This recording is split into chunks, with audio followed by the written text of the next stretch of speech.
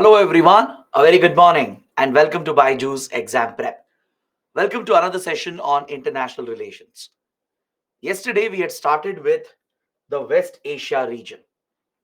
We covered the basics of West Asia. We understood what are India's priorities and interests and challenges in the West Asia region. So today we shall continue this discussion. We shall understand how India has improved its strategic and defense relations in particular with West Asian countries, and we'll take up some important partners in the region.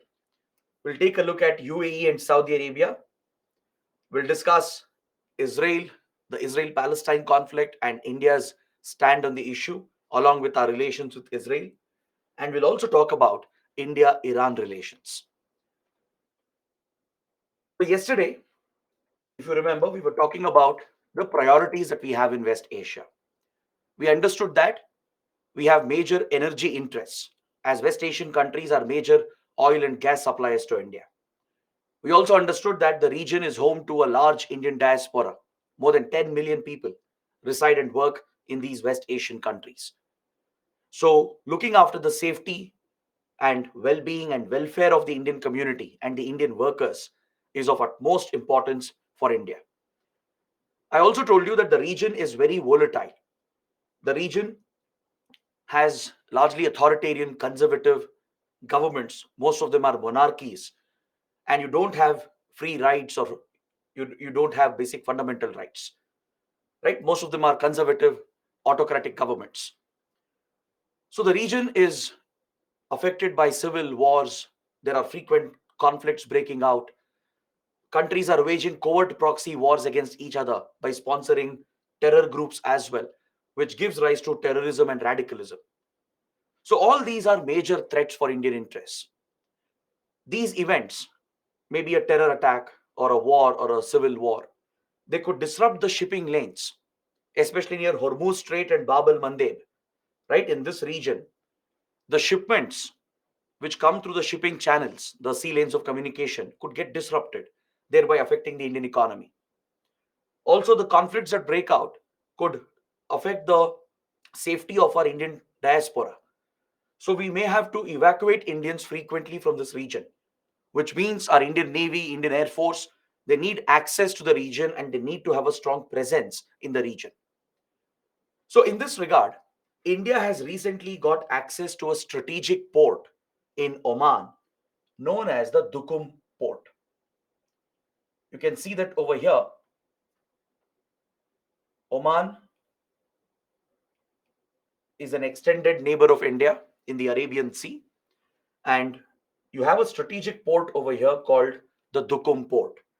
And the Indian Navy has got access for logistical support at Duqm port. Similarly, our strategic defense relations have improved with UAE and Saudi Arabia as well. Very strong relations have developed in the last couple of decades. Now, let me tell you why such port access and military relations can be important. Recently, in Sudan, which is located over here in Africa, a civil war broke out and several Indians were trapped in the country just a few months ago, right? Even members of Hakki Pikki tribe from Karnataka were trapped in Sudan's civil war. So they had to be immediately evacuated by Indian forces, particularly the Indian Navy and the Indian Air Force. Similarly, right now, the Israel Hamas war has broken out and thousands of Indians are trapped in Israel. So the Indians need to be brought back safely from these conflict zones and where these civil war conditions have broken out. So to reach out to these areas and to pull out the Indians, you need tremendous logistical support. If you're sending naval ships, large transport aircrafts, right? You need to work out the logistics. Which airbase will you use? Which airport or which seaport will you make use of? Where will you get refueling and other basic logistical support? You will need a lot of permissions. All the governments here, they need to permit the transit of our vessels and aircraft, and they need to even help us, safely secure the Indians and pull them out of the region. So, if you look at the latest civil war in Sudan, India carried out an operation, an evacuation mission to pull out the Indians from here. And in this particular mission, we made use of the Dukum port. Few Indian naval ships were already docked at Dukum port, and we immediately diverted them via Bab el Mandeb Strait into Red Sea and the port city of Jeddah in Saudi Arabia. Over here in the Red Sea, you have the port city of Jeddah, which became the staging ground for Indian operations. So, with the help of Saudi Arabia and even with help from UAE, right, and help from Oman, we managed to deploy enough ships and even aircraft at Jeddah and pull out our citizens from Sudan, from the port of Sudan, and brought them safely into Jeddah. From Jeddah, we flew them back to India. Is that clear? These are very complex missions. In a conflict zone, it's not easy to operate, right? There could be terrorists operating, there could be rival factions targeting each other where active conflict is going on. You need to seek out safe passages and ensure you get all the permissions, the approvals, and the logistical support to pull off this daring evacuation missions. In fact, Indian Air Force even carried out a very daring mission in Sudan where a night landing was carried out in a semi-prepared runway without any communication support. Our strategic lift aircrafts like the C-17 Globemaster, right? Even C-130J Super Hercules, which we have procured from the US, they provide strategic and tactical lift abilities for the Indian Air Force. These large transport aircrafts can land in very short runways and they can take off in very short runways. They can even land and take off in semi prepared runways. So, one such daring mission was executed by Indian Air Force. A C-17 Globemaster landed in complete darkness with zero communication support and pulled out the Indians and came back safely in the middle of the conflict. During the Sudan evacuation at Suez Canal near Egypt, even here there is an important port called Port Said. Fortunately for India, we had a naval ship here as well. Because of the close relations we are pursuing with Egypt, after we invited Egyptian president as the chief guest for the Republic Day parade, close military relations are being pursued with Egypt as well. So, as part of a military exercise, a naval ship was docked at Port Said near Suez Canal in Egypt. So, we quickly diverted these ships from Port Said of Egypt and Dukum Port of Oman, brought them to Jeddah and Sudan, and quickly carried out the evacuation. In this evacuation mission, support of UAE and Saudi Arabia were critical. Without accessing Jeddah's ports and airports, we couldn't have carried out the mission. So Saudi government and even UAE government played a critical role in getting all the permissions and the support needed. Is that clear? This was one successful evacuation that we recently carried out. Any idea what was this mission known as? We usually assign a name, a code name for such missions. This was called, very good, Operation Kaveri. The evacuation we carried out from Sudan was named Operation Kaveri. As primarily members of Hakki Pikki tribe from Karnataka were rescued, it was named after the Kaveri River in Karnataka. Similarly, in the latest Israel-Hamas conflict going on in Gaza Strip, even now we are pulling out several Indians, right? And an evacuation mission has been launched. So what is this known as? Operation Ajay. Very good. So kindly remember the names of these operations as well. It could be important for your prelims. You can even quote them in your mains answers. So these are some latest evacuations that have happened in the recent days. So this again highlights the need for maintaining a strong military strategic presence and close defense relations with all these countries, from West Asia to North Africa. These are vital shipping lanes for India that are present between the Hormuz Strait and Bab el Mandeb Strait. So it's critical to ensure that our Navy and our Air Force has enough access to the important ports, air bases, and airports in this region. See, India is not doing this in the last few years. Such complex evacuations have been pulled off by India from at least 30 years. In fact, India has become one of the leading powers in the world today when it comes to carrying out such mass evacuations from the two difficult conflict zones. As I told you, these are not easy missions. It requires a lot of planning, a lot of coordination. It's nothing short of a logistical nightmare. But the Ministry of External Affairs takes the lead in establishing all the diplomatic contacts to get all the permissions and approvals and to contact the Indians, to communicate the evacuation plan and to pull them safely from these regions. It coordinates with the Defense Ministry because naval ships, Indian Air Force, its aircrafts, sometimes even special forces will be needed, like the Garud and Marcos, which are the special forces of Air Force and Navy. They will need to accompany the vessels and aircraft to ensure we pull off this evacuation safely. Right? There could be security threats. You also need coordination with civil aviation ministry and civil aviation industry, and also the shipping ministry and the shipping industry, right? Because sometimes even private aircraft and vessels may have to be hired. We may have to charter private aircraft, private airlines.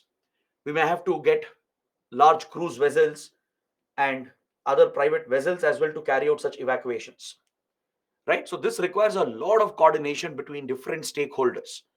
And India has a very rich, successful history of carrying out such evacuations.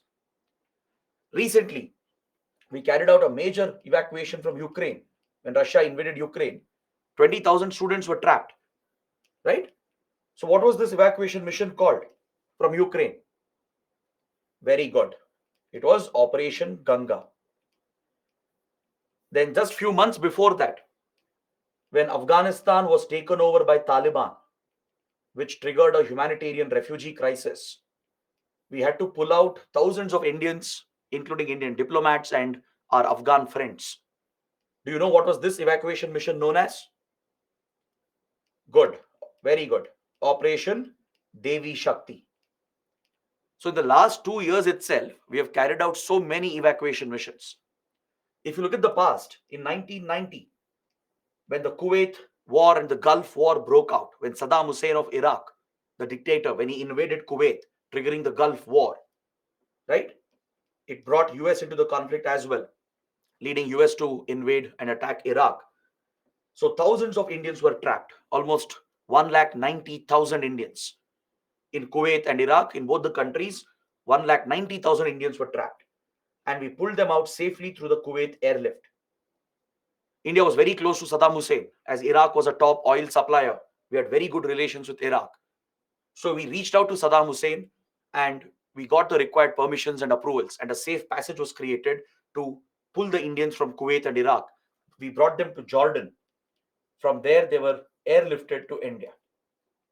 The popular Bollywood movie Airlift is based on these incidents. Of course, the movie takes a very different path, right? They take creative freedom. They don't really depict the efforts of the Indian government.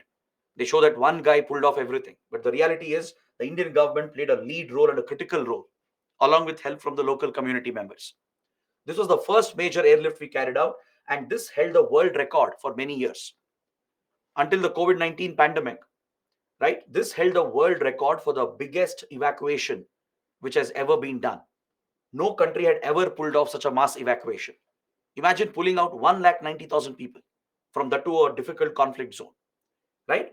This has now been taken over by the Vande Bharat mission that we launched during the pandemic to pull out millions of Indians, which also included a naval component called Operation Samudra Setu. Under Operation Samudra Setu, where the Navy played a role, and under Vande Bharat mission, where air bubbles were created, and private airlines, they ran special flights to several countries to bring back millions of Indians back home who are trapped under COVID 19 lockdowns and travel restrictions. Now, this takes the world record for being the biggest evacuation, which went on for several months. Then we had Operation Sukoon in 2006 when Lebanon descended into a civil war. Even then, Indian Navy, which fortunately was in the Mediterranean Sea, We were just finishing an exercise in the Mediterranean with our friendly countries. Three naval ships were heading back through Suez Canal when the civil war broke out in Lebanon. More than 5,000 Indians and even nationals of other countries, Sri Lankans, Nepalis, Bangladeshis, were all trapped. So immediately we diverted these naval ships towards Lebanon and we pulled them out safely under Operation Sukoon. When Libya descended into a civil war during the Arab Spring movement in 2011, 15,000 Indians, mainly Indian nurses and caregivers, were trapped in Libya. So, Indian Navy and even private aircraft and private vessels were deployed to pull out 15,000 Indians under Operation Safe Homecoming under the then Manmohan Singh government. Then Yemen descended into a civil war in 2014, where 5,000 Indians were trapped because Houthi rebels, who are sponsored by Iran as part of its covert war against Saudi Arabia, they had toppled the Yemeni government. Yemen is a close ally of Saudi Arabia. Because of the Shia Sunni sectarian divide and rivalries between Iran and Saudi Arabia, Iran had sponsored the Houthi rebels to trigger a civil war in Yemen. This was a retaliation for Saudi Arabia sponsoring a civil war in Syria, which is an Iranian ally. Right? The Saudis with Israelis and Americans, they jointly sponsored the civil war in Syria to topple the Syrian government. Because Syrian President Bashar al-Assad is a close friend of Iran. They are both Shia powers. So in retaliation for this, Iran sponsored the Houthi rebels to topple Yemeni government, which is an ally of Saudi Arabia. So 5,000 Indians and several foreigners were trapped. India was the first country to reach Yemen, and the Indian Navy, with marine commandos providing security, carried out an evacuation under Operation Rahat. Even foreign governments requested India for the evacuation as they were struggling to arrange the logistics, and India had already reached by then. They asked India, European countries, US, Canada, Australia, right, even Japan, right, South Korea, all these countries reached out to India to pull out their nationals as well through the Indian Navy. So many such complex missions have been carried out by India, and this explains why we need strategic defense relations with these countries, right? So now let's start with two major powers of the region, the Sunni powers, UAE and Saudi Arabia. So this is a very, very important relationship. Both the Sunni powers, they lead the Sunni world. Saudi Arabia is seen as the leader of the Muslim world itself, especially the Sunni Islamic world, and UAE is its closest ally. Usually they act together. In geopolitics, they often take similar decisions. They coordinate and work together. So let's start with the importance of these countries. First, I'll explain the overall changes that have happened in the relationship. There is a major strategic shift that has happened in the relations between India and these countries. So let me explain this holistically first, and then we'll take a look at some factual points. See, Saudi and UAE, which are the Sunni powers, they've always been historically aligned with Pakistan. They are traditional allies of Pakistan. From 1947, at least until 2010, they have blindly supported and backed Pakistan in every possible way. So this meant Saudi and UAE would give enormous funds to prop the Pakistani state. Even today, if Pakistan has survived an economic collapse, it's because of economic assistance given by Saudi Arabia, UAE, and as well as China. These three countries are the main financiers to Pakistan. Pakistan relies heavily on them. Right now, it has averted bankruptcy and a complete collapse due to the assistance given from China and from these two Sunni powers. Even today, they are good friends with Pakistan, but there is a major shift which has happened since 2010. The funding they have given over the years, in a way, has helped Pakistan in its military modernization.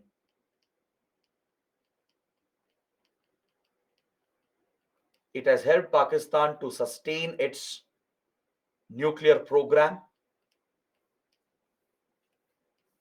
Is that clear? On the issue of terrorism that Pakistan has sponsored against India, on this particular issue, these countries were not sympathetic towards India prior to 2010. All right, please make a note. Before 2010, the relations were very different. Before 2010, they were not supportive towards India. Even when India provided evidence to show Pakistan was sponsoring terrorism against India, they would side with Pakistan. They would align with Pakistan. So Pakistan was their traditional ally, right? On the question of Kashmir, with regard to the Kashmir dispute, these countries would vote against India consistently. Whenever Pakistan would bring up the issue at United Nations or even at Organization of Islamic Cooperation, at such important international platforms, Pakistan would target India. It would internationalize the Kashmir issue and even accuse India of violating human rights. On such key issues, these countries were always supporting Pakistan, voting in favor of Pakistan and voting against India. This was their position prior to 2010. But in the last 13 to 14 years, you are witnessing a major transformation. It all started with the Mumbai attacks, the 26/11 Mumbai attacks. Following the Mumbai attacks, India got tremendous support from US and European partners. Finally, these Western countries realized that Pakistan is a major threat to them as well. Because when Lashkar-e-Toiba carried out this attack in Mumbai, several Americans and Europeans were targeted, along with Jews, along with Israelis. So Lashkar was no longer just a threat for India, it was now a global threat, right? So following the Mumbai attacks, India engaged in coercive diplomacy. The then Manmohan Singh government collected enough evidence to directly link the attack with Pakistan, with the state agencies. And we conclusively proved to the world that Pakistan was behind the attack. This got India tremendous support from Western countries. They brought a lot of pressure on Pakistan. I have explained this before as well, that Western pressure has played a key role in ensuring that Indian cities and civilian population have not been attacked in the last 13 years. Right? That's why after Mumbai attacks, you don't see a major attack against India, against our cities and civilian population. Right? So this tremendous pressure from them also led to stronger counter-terrorism relations between India and Western countries. We started getting more support from these Western powers regarding intelligence sharing and joint counter-terror operations. This led US to put pressure on Saudi Arabia and UAE as well, as Pakistan had used these countries as a safe haven. Across the West Asia region, Pakistan's ISI had created safe havens for terror groups, especially Lashkar-e-Toiba and as well as the Indian Mujahideen. These terror groups sponsored by Pakistan, they were getting convenient support in Saudi, UAE, sometimes in Kuwait, Qatar as well. So these terrorists would hide over here. Even criminal cartels like the Dawood Ibrahim gang, the D gang, would operate from West Asia. So they had a lot of support here. These governments wouldn't act against them as they were pro-Pakistan. But because of these changes happening after the Mumbai attacks, after 2008, there was considerable Western pressure and a push towards normalization of relations between India and these West Asian powers. As US has always been an ally of Saudi Arabia, they're very close allies since 1970s. They're strategic partners of each other, right? So US and European countries, they gave a slight nudge, a slight push to Saudi and UAE to get closer to India in the strategic and defense domain, to assist India in intelligence sharing, in counterterrorism. All right? They only gave a nudge, a push. Along with that, even these West Asian countries were now looking at India as a major partner. They realized that they can't see India, Pakistan as the same. They realized that India gave them more opportunities than Pakistan, right? Because the Indian economy had grown massively following our economic reforms. So these Sunni powers, they looked at India as a massive investment opportunity, right? India was not just any ordinary oil and gas buyer, but we were one of the largest buyers in the world. Understood? They saw the market size of India. They saw that the future lies in India, and these countries which sit on massive amounts of forex reserves by selling oil and gas, they need places to invest. They're sitting on piles of petrodollars, right? All the forex reserves, the US dollars they have earned by selling oil and gas. So they look out for good investment options, stable investment options. So India emerged as an attractive investment destination. They saw the market size of India, the rapid rise of the Indian economy, and the increasing role India was playing in global geopolitics. So it was only natural for them to align with India. At the right time, Western countries also gave a push, a nudge, to get closer to India in the strategic and defense domain. So this opened a new era in our relations. It led to a strategic shift in the policies of these countries towards India. You will notice a strategic shift in their policy as far as the India versus Pakistan equation was concerned. Is that clear? So, as these developments took place in 2008 2009, it led to a historic visit by Prime Minister Manmohan Singh in 2010. In the year 2010, Prime Minister Manmohan Singh paid a historic visit to Saudi Arabia and signed the Riyadh Declaration. The Riyadh Declaration between the Indian Prime Minister and the King of Saudi Arabia, right, led to a complete transformation in the relationship. Under the Riyadh Declaration, very close strategic security defense relations were established along with strong economic relations. Please make a note of this. After Mumbai attacks, there was Western push as well for the West Asian countries to work closely with India in countering terrorism. Plus, they saw India as a major economic partner due to the investment opportunities and the market size, and India being one of the largest reliable buyers of their oil and gas. This led to a strategic shift in their policy in favor of India, which would lead to a better balance in their India versus Pakistan equation. So, during the visit of Manmohan Singh in 2010, the Riyadh Declaration was signed, which cemented the defense and strategic relations, the close intelligence cooperation, along with the strong economic ties between the two powers. This was followed by closer ties between India and UAE as well. This is the transformation that happened, and today you are seeing the results of that. Today, for example, when Uri attacks happened, when Pulwama attacks happened, which were carried out by Jaish-e-Mohammed, UAE and Saudi Arabia, they both sympathized with India openly, and they even pointed fingers at Pakistan for sponsoring terrorism. This is unprecedented. Traditional allies of Pakistan who have nurtured, tolerated Pakistan's activities, for them to come out and point fingers at Pakistan for sponsoring terrorism is a huge shift in their foreign policy. They not only sympathized with India and pointed the blame at Pakistan, they even said India had a right to defend itself.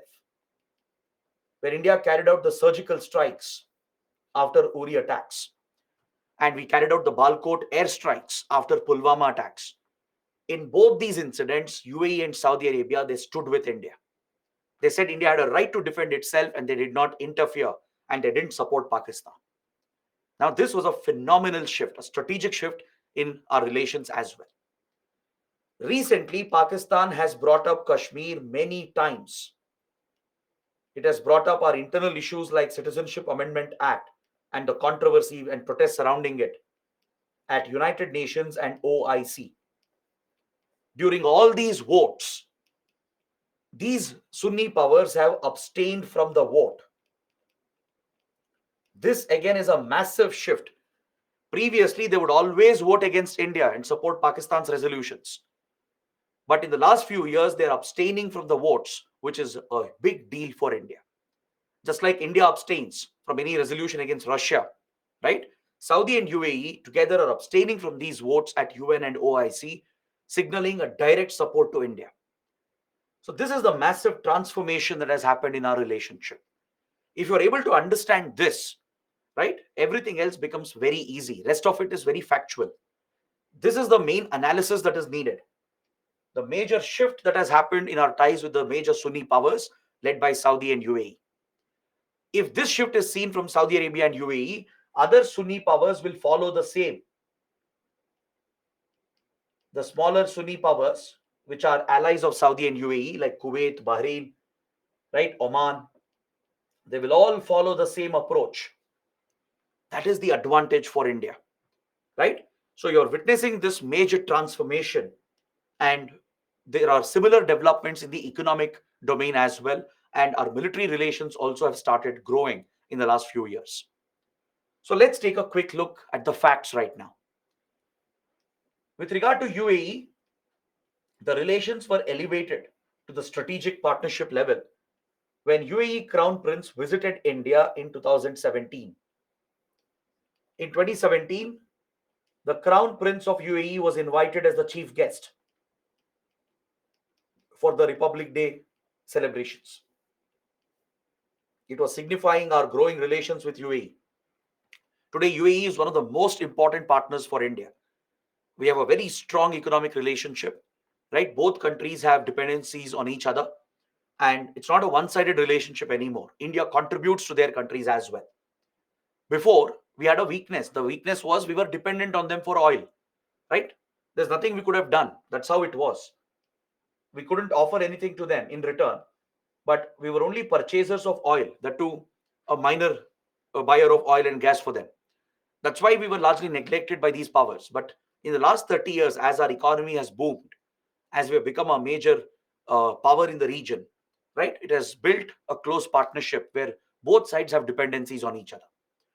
So the Crown Prince of UAE was invited as a chief guest, and it led to a major elevation in the relationship, and the comprehensive strategic partnership agreement was signed. Recently, we have signed a free trade agreement last year. This is the first FTA we have signed almost in a decade. After the ASEAN FTA and the bitter experience we had with ASEAN FTA, I told you that we had stopped signing FTAs. India had taken a step off from free trade agreement negotiations. But after a long break, the first FTA we have signed is with UAE. It was signed last year. That shows the trust in the relationship. It shows that India has faith that this FTA will benefit both the partners. Now, if you look at the strategic defense relations, UAE is today taking a stand against terrorism, particularly with regard to Pakistan sponsored outfits. And it helped India in targeting Indian Mujahideen and Lashkar-e-Toiba who are hiding in UAE. It shifted its traditional position. See, doesn't mean that these countries have stopped being friends with Pakistan. Doesn't mean that. UAE, Saudi Arabia are still good friends with Pakistan. They still give some economic support. That is fine with us. The point is they're striking a better balance. Before 2010, they were always pro-Pakistan and anti-India. But now they are pro-India with some decent relations with Pakistan. That is a better balance for us. That's what we are expecting. We don't expect them to cut off ties with Pakistan. No one would do that, right? Their traditional ties will remain. They will give economic support. That is fine. But on core issues like terrorism and Kashmir, they are backing India. That's what matters to India. It is this shift in policy which really helped us to go after several terrorists who are hiding in West Asian countries, right? You have seen this major shift happening in their policy. Several Indian Mujahideen terrorists were hiding in UAE and Saudi Arabia. So, due to intelligence cooperation, we shared information with them, and their authorities would monitor these terror elements. They detained them as well in joint operations and extradited them to India, right? So, many top IM terrorists are in Indian custody, and it's all thanks to UAE and Saudi Arabia. That's how India managed to bring down Indian Mujahideen, which was a Pakistani-sponsored terror outfit, right? Similarly, Prime Minister Modi had paid a very important visit in 2015, following which there has been greater focus on defense and strategic ties. The Modi government has taken forward the foundation that was laid by the previous Manmohan Singh government, right? We even have a joint military exercise called Desert Eagle 2. Desert Eagle is a joint military exercise, and we have very, very close ties in various key domains, not just in defense and maritime security, even with intelligence sharing, tackling organized crime, cybersecurity, advanced critical emerging technologies. This has become a focus area because, see, UAE is also a startup hub like India. There's a lot of collaboration between Indian startups, UAE based startups. A lot of Indian companies operate in UAE, right? Then the major funds in UAE, the sovereign funds, they are investors in Indian startups. They provide millions of dollars in funding to Indian startups. And we also collaborate in the space domain and in the nuclear domain, as well as defense manufacturing. We are looking to procure an assault rifle, which is produced in UAE. All right, so defense manufacturing, defense procurement has come into focus. UAE is looking for help from India to set up civilian nuclear reactors.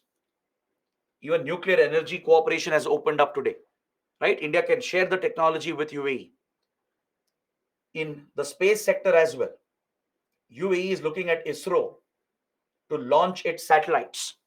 UAE wants to become a space power where it starts launching satellites into orbit to provide commercial services. So space cooperation is also developing along with cooperation in critical emerging technologies. Right? UAE has major hubs like Abu Dhabi, Dubai. These are tech hubs as well, innovation hubs today. And there is very close collaboration here between India and the United Arab Emirates. If you look at the trade, right, UAE is the third largest trading partner. In most of the years, it's the third largest trading partner. It's at least in the top five. All right, at least in top five, top four list. After China and US, UAE emerges as one of the top trading partners for India. The trade volume is almost 70 to 80 billion dollars. So these are major export markets for us. It means that India also has a lot of exports towards UAE. We're not just procuring oil and gas from them, right? We are also exporting a lot of goods, commodities to UAE. So it's a major export destination. And as a result, it's crucial for our domestic producers, for our domestic industry. Plus, the country is home to around 3.3 to 3.5 million Indians. Latest estimates from the UN International Migrant Stock, which tracks the movement of migrants, shows that there are at least 3.5 to even close to 4 million Indians in this small country alone. Out of the total 10 million plus diaspora we have across West Asia, almost 3.5 to 4 million are present in UAE itself. So, looking after their well being, ensuring their safety, and maintaining the flow of remittances is another key aspect of the relationship, right? So, no wonder we have deepened the economic and strategic ties with UAE. It's become one of the closest partners for India.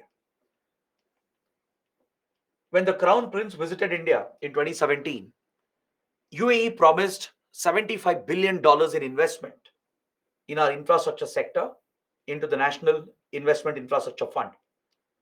See, India has ambitions to become a $5 trillion economy, which means we have to invest billions of dollars in creating modern infrastructure to build better roads, better ports and airport facilities, power grids, right? Digital connectivity. All these infrastructure projects are a priority for India. But this requires massive funding, massive capital, and the money can come from countries like UAE and Saudi Arabia.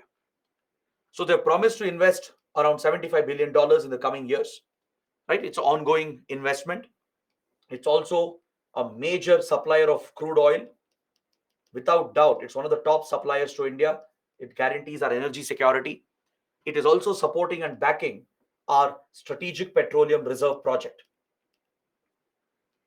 See, any country which is dependent on oil imports will create a strategic buffer or a strategic reserve. Basically, you try to store enough oil to meet your needs for at least few days, few weeks, so you can protect yourself from any external shocks. Every time there is a disruption in the oil market, the prices will shoot up and supplies might get disrupted.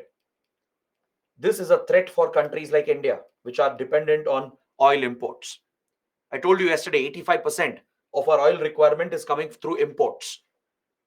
So it is important to build a buffer stock, a reserve stock, so we don't have to purchase expensive oil during external shock events. Right? There could be an economic crisis or a war breaking out. And every time this happens, it could threaten the supplies itself. The shipping channels might get affected, or the prices will shoot up, or both will happen, of course. So this increases the import bill for India. It could destabilize our economy entirely, leading to inflation and changes in the macroeconomic environment. So if you have a strategic buffer that can last few days, few weeks, you don't have to be desperate for oil imports. You can sustain for some days without oil imports and you can find cheaper oil. This is what big countries like China and US have done. China, which is also oil dependent like India, even China is dependent on oil imports. It has created a buffer stock which can last up to 2 months. Same with US. US is not just a importer, it has enough reserves of its own as well. But to meet strategic needs, it has a 60 to 90-day buffer stock, meaning they can sustain their economies without dipping into any fresh oil for at least 2 to 3 months.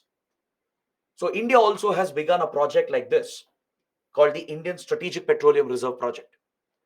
These are large underground storage tanks, massive underground storage tanks in strategic locations where oil will be filled and stored to serve as a buffer stock, as a strategic reserve.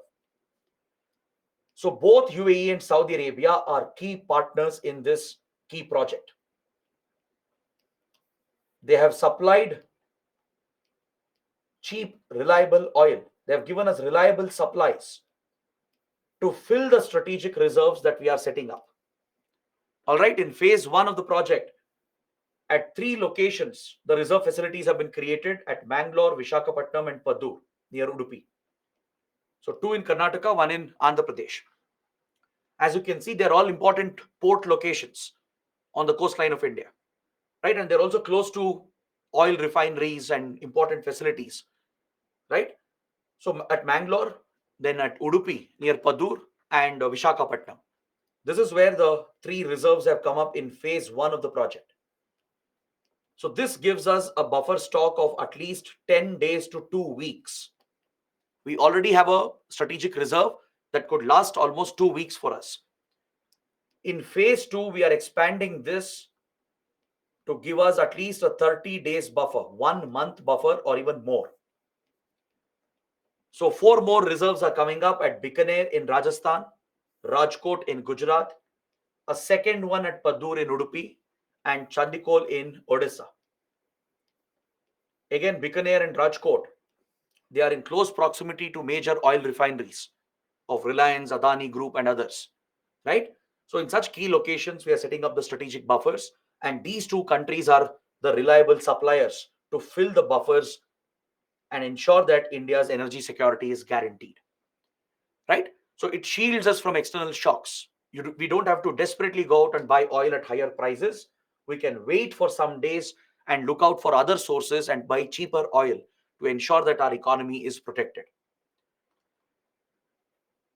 Now, coming to the FTA that we have signed, the Comprehensive Economic Partnership Agreement. It's a critical agreement that we have signed, the first FTA in the last 8 to 9 years. It provides duty-free access for almost 80% of the goods and 90% of our exports. Almost 80% of Indian exports to UAE will become duty-free, zero duty. Zero duty access is being given. Almost 90% of our exports to the country Is that clear? We'll enjoy this benefit. 80% of the goods we are exporting and total 90% of our exports will get duty-free access. The goal is to boost our bilateral trade volume, make it cross $100 billion. Right now, it's somewhere between 60 to $75 billion, our trade volume. We want to take it above $100 billion very soon in the next 5 years. And it is designed to benefit the labor intensive industries of India so that jobs can be created, right? Labor intensive industries, especially gems and jewelry and gold. These industries will be the primary beneficiaries of this FTA. UAE has a huge requirement for gems and jewelry. India is one of the biggest markets in the industries, from diamond cutting to polishing, then gems, right? Then even with jewelry making, and UAE is one of the cheap sources for gold as well. So we can procure cheap gold from UAE as a raw material, make them into jewelry products and export it back into UAE. So that is the kind of mutual relationship that will develop in the jewelry sector, textiles and even leather, footwear, and many other key sectors, including pharmaceuticals. They will mainly benefit from India. It will be a big boost to all these industries. It will create thousands of jobs in India, and it will become the driving factor in the relationship. So this FTA has become operational last year. All right. So it is functioning from last year, creating free movement for goods and improving the bilateral trade, which creates jobs on both the sides. We are looking to facilitate investments as well because UAE is a major investor here. There are many Indian companies as well investing in UAE. We want to facilitate that arrangement. And we also want to make it easier for remittances to flow because UAE is one of the top contributors of remittances. I told you yesterday that India is getting more than $100 billion in remittances every year. We are getting $100 billion per year in inward remittances. We crossed this mark in 2021. We even overtook China. We have become the world's largest country. We are at the number one position when it comes to inward remittances because that is the spread of Indian diaspora. The millions of Indians abroad, right? They're sending money back to their families, and this builds up our forex reserves. We can use the remittances, the inward remittances, to balance out our current account deficit. So our remittances have crossed 100 billion, overtaking China as well, making India the largest recipient of inward remittances. And more than half of these remittances, almost $52 billion, comes from Gulf countries. As there are more than 10 million plus Indians here, right?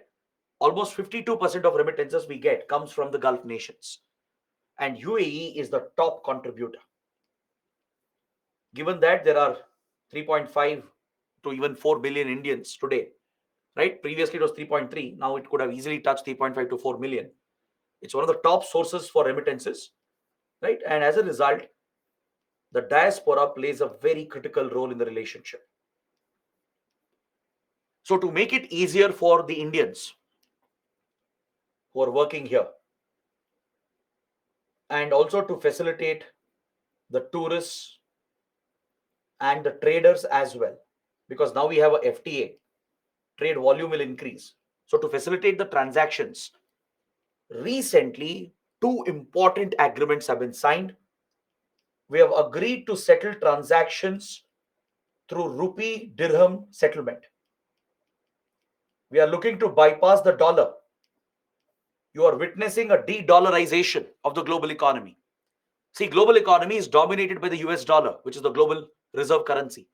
But many countries are trying to move away from their dollar dependency and trying to settle their trade transactions in their mutual currencies. So India, UAE have taken a big step. They have agreed to settle trade transactions in a rupee dirham settlement by using our national currencies without depending on the US dollar and the dollar dominated system. And our UPI system, our UPI digital payment gateway and infrastructure is being extended to UAE as well. Very soon, you'll be able to send money to UAE and receive back just through your regular UPI payment apps by using Paytm, PhonePe, Google Pay, or the Beam application. right? You can directly send money and receive. If you visit UAE as well, you can make payments there using your just mobile phone. You don't have to worry about currency conversion. You don't have to worry about, taking cash. You don't have to worry about the complexities involved in foreign transactions. It will make it very, very easy for tourists, for traders to settle their trade transactions, even for the workers who are sending remittances back to India, right? Our economies are being interconnected and our digital infrastructure is being extended.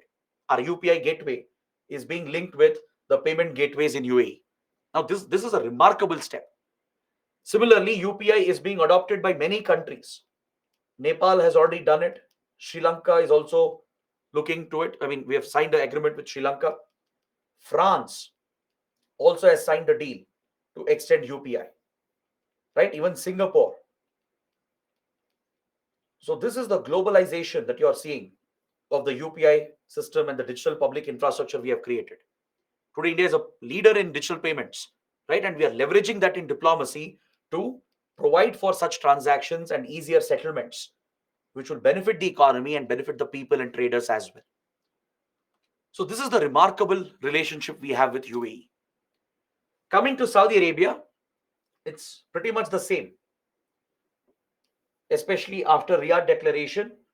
We are seeing this massive transformation happening, and the relationship is mainly driven by the oil supplies. Saudi Arabia is usually the second largest supplier of oil. If you look at oil suppliers, the top oil supplier is usually Iraq. In most years, Iraq is the biggest oil supplier to India. Second, it would usually be Saudi Arabia,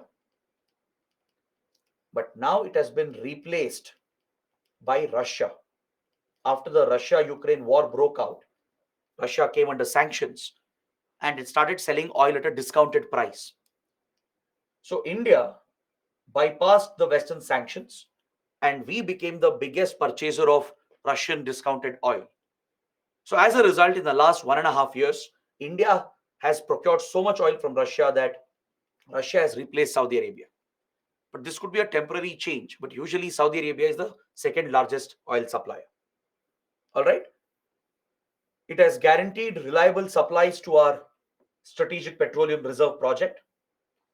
And it's also one of the largest trading partners for India. We have a lot of investments between us. Our industries work very closely with each other, right? There is a very big Indian community, almost 4 million strong Indian community in Saudi Arabia. So UAE, Saudi Arabia have the majority of the chunk of Indian workers out of the 10 million diaspora that we have in the region. Also, cultural relations are very important because Saudi Arabia is home to sacred pilgrimage sites in Islam. Mecca, Medina, Jeddah, all these are very sacred Islamic pilgrimage sites, right? So India facilitates the pilgrimage by working closely with Saudi Arabia, and that's another part of our cultural relationship. But of course, the biggest part of the relationship is energy security and defense and security relations. In terms of energy security, Saudi Aramco, which is the world's one of the world's largest companies, Aramco is an oil company. It's owned by the Saudi royal family, by the Saudi kingdom. All right, the Saudi king owns Aramco. It's the world's largest oil company and one of the largest companies after Apple, right? Aramco is one of the top companies in the world in terms of cash reserves, in terms of market capitalization. Aramco is looking to invest in India heavily. It had actually tried investing with Reliance Industries. A couple of years ago, Aramco and Reliance Industries had a deal to invest in our oil sector, but this got cancelled at the last minute due to some differences.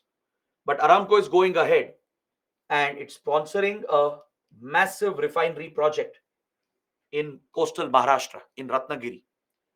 It has promised around $45 billion in funding for this greenfield refinery, which would be the largest refinery in India. Is that clear? This project is pending for many years, but recently final approvals have been given, and Saudi Arabia will be investing, and it will become a major investor in our petrochemical sector. Today, These investments in the petrochemical industry and the oil refining industry has enabled India to export petrochemical products. This is truly remarkable. From being just an import dependent country, we are refining the petroleum products, deriving various commodities out of it, and exporting them as well to others. Is that clear? We not only meet our domestic requirements, we are processing, refining these products, and exporting them to other countries, which makes India one of the emerging emerging powers with regard to petrochemical exports. Is that clear? It's adding to the exports of India, creating jobs in India. So Saudi Arabia is looking to become a partner in this key industry. It's looking to bring more FDI, right? It's also looking to invest in India's infrastructure sector. Even Saudi sovereign fund has invested in many Indian startups. Indian companies have major presence in Saudi Arabia, right? IT, banking, finance, even edtech, all these industries, right? They're collaborating together. There is a lot of economic collaboration going on between India and Saudi Arabia. But from our perspective, the biggest change is the strategic shift Saudi Arabia has shown to balance its ties with India compared to Pakistan. This is the biggest change that we have seen, and India is really grateful for this. The support we are getting on terrorism, on Kashmir issue, the strategic economic ties we are building today, right? It's become the foundation of this whole region. It's linking and binding India and West Asia together. Is that clear? So they have managed to separate Pakistan and India. They don't look at Pakistan and India on the same foot. They know that India is miles above Pakistan and they continue their basic ties with Pakistan, giving some economic support, etc. But India today has become a strategic defense and economic partner for them. Of course, we do have some challenges. It's not that it's a completely smooth relationship. There are some challenges, but still the transformation we have seen is something that's remarkable, right? Recently, we have launched the IMEC corridor at G20, but I'll discuss this under the G20 topic. We'll take it up in the last class, not now. All right? The India, Middle East, Europe corridor, which is the biggest foreign policy announcement in recent times. It was announced at G20. It's pushed by the US. It involves UAE and Saudi Arabia with Jordan, Israel, Greece, Italy, France, and Germany. Right? All these countries are likely to be a part of this massive economic corridor. We will cover this under G20. All right? Now, coming to challenges, one big problem we have is that these countries, they still sponsor radicalism. They have a history of sponsoring radicalism in West Asia, which affects Indian interests as well. Saudi Arabia has always seen itself as a leader of the Muslim world, and it claims to fight for all the issues affecting the Muslim community. So, in this blind pursuit, it has backed and funded many radical madrasas. It has used fundamentalism, terrorism as well as a geopolitical weapon, right? In fact, most countries here have done it. Qatar, then Egypt, right? Turkey, Israel, Iran. They're all involved in sponsoring terrorism against each other. In one way or the other, they use radicalism and terrorism to serve their geopolitical interests. So this leads to destabilization of the region and beyond, and it does have an impact on India. The other concern we have is the difficulties that the regional rivalries cause for India. Saudi's rivalry with Iran was always a major concern for us because that would affect our ties with Iran as well. If we got close to Iran, Saudi would be angry. If we got close to Saudi and UAE, Iran would be angry. So we had to choose between them in a way. Same with Israel. If India tried getting closer to Israel, all these Arab countries would get angry with India. That was a difficult choice we had to make before. But now things are changing. Massive shifts are happening in geopolitics. There is a deal which has been worked out between Saudi and Iran. I'll come to that later. We'll discuss the Saudi Iran deal under India Iran relations. So there is some normalization we are seeing, which is a very big development. It happened just few months back. There is also normalization of ties between Saudi and Israel as well. Right now, the only rivalry which remains here is Iran-Israel rivalry, which continues even to this day. But Saudi-Israel rivalry came to an end long time ago in 1970s, 80s itself, when the oil crisis happened in early 1970s. US got very close to Saudi Arabia. They became strategic partners. To secure their oil interests, US became a strategic partner of Saudi. They became very close allies, and gradually this brought them closer to Israel. US was always a partner for Israel, a strategic partner. So US played a role in bringing Saudi Arabia and Israel together secretly. Even though they don't have official relations, even today Saudi Arabia does not recognize Israel. Officially they don't have relations. But a covert partnership has developed between them. A secret peace emerged between them since 1970s, 80s itself. So they're all aligned together, especially after 1979, after the Iran revolution, after Iran became a more radical conservative country. They all saw Iran as a common threat, right? Iran swore to wipe out Israel from the map. Iran swore to target US. And Iran, which was a Shia power, became a rival for Sunni powers like Saudi Arabia. So as Iran became the common threat for all of them after 1979, after the Iranian Revolution, these three countries aligned together: US, Saudi Arabia, and Israel. All right, so that is a major shift which we have seen in the past. Even today, there are a lot of changes happening. Some big shifts have happened. I will cover them very soon. We will discuss something called the Abraham Accords, which is changing the face of West Asia. We'll discuss the context in which the latest war has broken out in Gaza.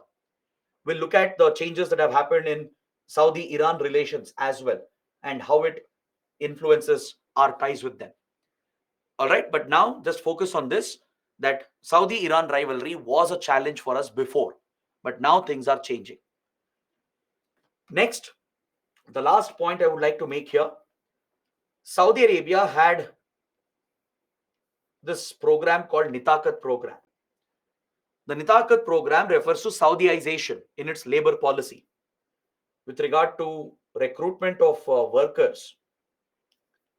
Saudi Arabia mandated that priority should be given to Saudi nationals and migrant workers should get a quota. This was a labor policy that was introduced by Saudi Arabia a few years ago called Nitakat. It means Saudiization, where Saudi Arabia was encouraging the companies to give priority for Saudi nationals in recruitment. Whatever remains should be distributed for foreign migrant workers through a quota system, where each country gets a quota. So this has created a concern for India, because Indian workers are in large numbers. Almost 4 million Indian workers are working in Saudi Arabia. So quota system might adversely affect Indians. That is why India has lobbied with Saudi Arabia to protect Indian workers and their interests.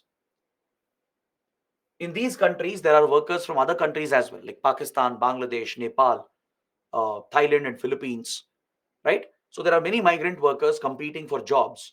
So India wants to protect Indian workers and ensure that they have enough opportunities. So we have sought concessions under the quota system, asking for a higher share for Indians, also asking for social security measures to look after their financial well-being, to ensure they have insurance, pensions, enough salaries being paid on time, right? Ensure that workers are not abused or misused or exploited, right? All these measures have been a concern for India. Then we have been working on this with Saudi, UAE, and all the other governments in this region. So programs like Nitakat is something that worries India, right? See, of course, they have every right to bring their policies. There's nothing wrong if they prioritize their own nationals in employment. Every country would do that. Problem is when quota systems come for foreign workers. We just want fair treatment, right? We can't be equated with others. We want a higher share as we contribute more workers and more to their economy. So India has been working out all these issues, the social security issues, the labor related issues, Our workers face many challenges, as I was mentioning, right? They often face abusive, exploitative work environment. They are duped by middlemen. Women, especially, are duped and pushed into trafficking and prostitution. Then it becomes sometimes like bonded labor, where employers who are brutal, right? They take away their passports, they don't pay them salaries on time, they don't give them good living conditions. So many workers face all such problems here. So looking after their welfare, their well-being, their social security is a top priority, along with ensuring that they have enough job opportunities as well. So this remains a top focus for India in all these West Asian countries, especially in Saudi and UAE. So this completes my discussion on these two important Sunni powers of West Asia. Now let's look at two important regional groupings that are based out of here. We'll look at GCC and Organization of Islamic Cooperation. Again, it's largely important for your prelims more than your mains. GCC especially is more important for your prelims. OIC can still be important for mains as well, but GCC is particularly important for your prelims. So let's quickly look at these groups and then maybe we can start with Israel. The Gulf Cooperation Council, or GCC, is a regional political economic grouping. Just like we have SAARC, BIMSTEC, ASEAN, etc., even GCC is one such regional grouping of the Gulf countries, the Persian Gulf countries.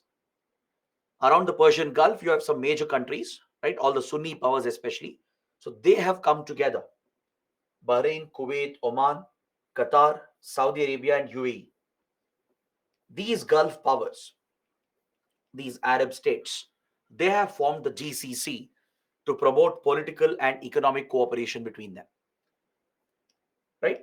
It's mainly a economic grouping designed to promote free trade, free movement of people, and they also have a platform where they, work for political coordination with regard to regional geopolitics and the issues affecting them. They come together, discuss all these issues which bother them. So these are the member countries. You can see the Persian Gulf here. This is the Persian Gulf.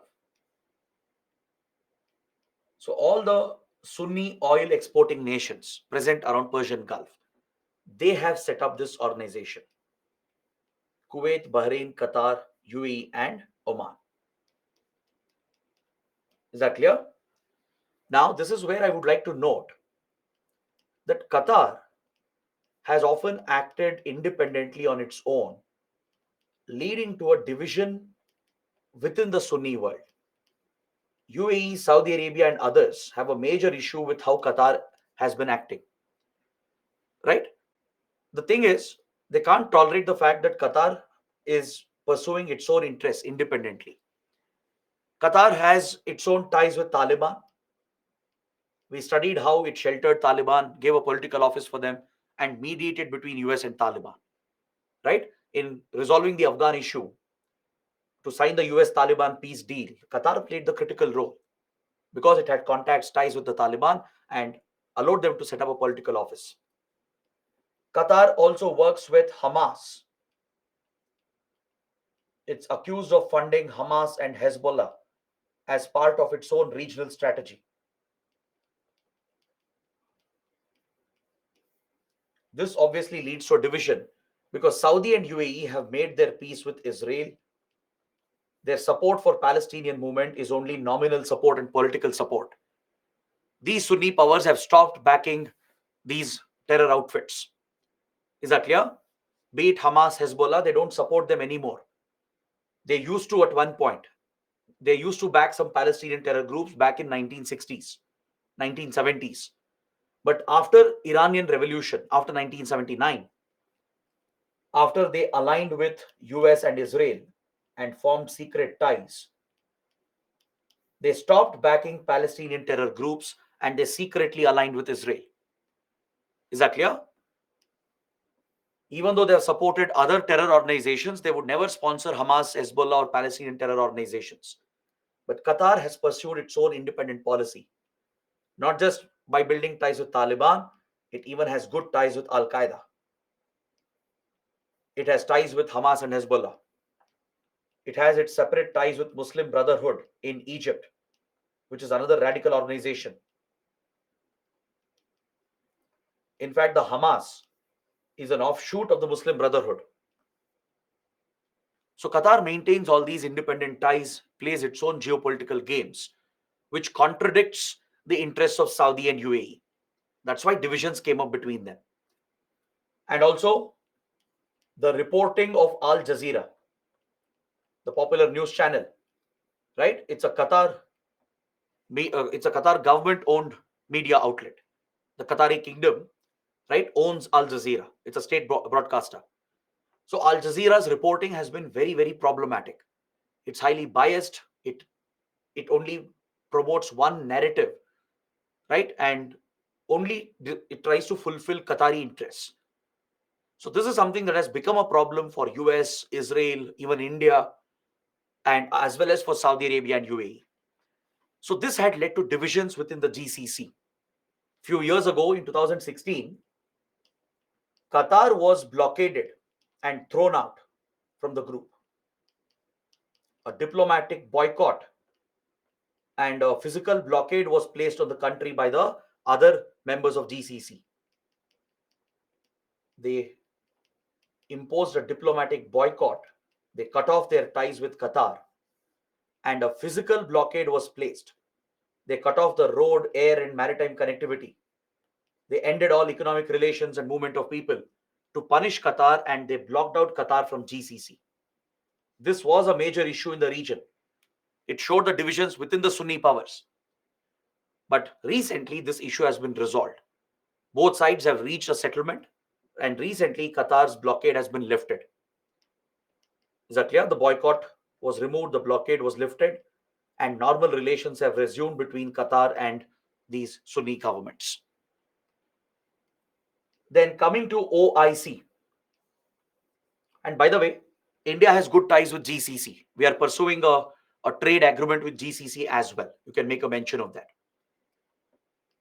The OIC was established in 1969, which is a grouping of 57 countries that represent the Muslim community in the world.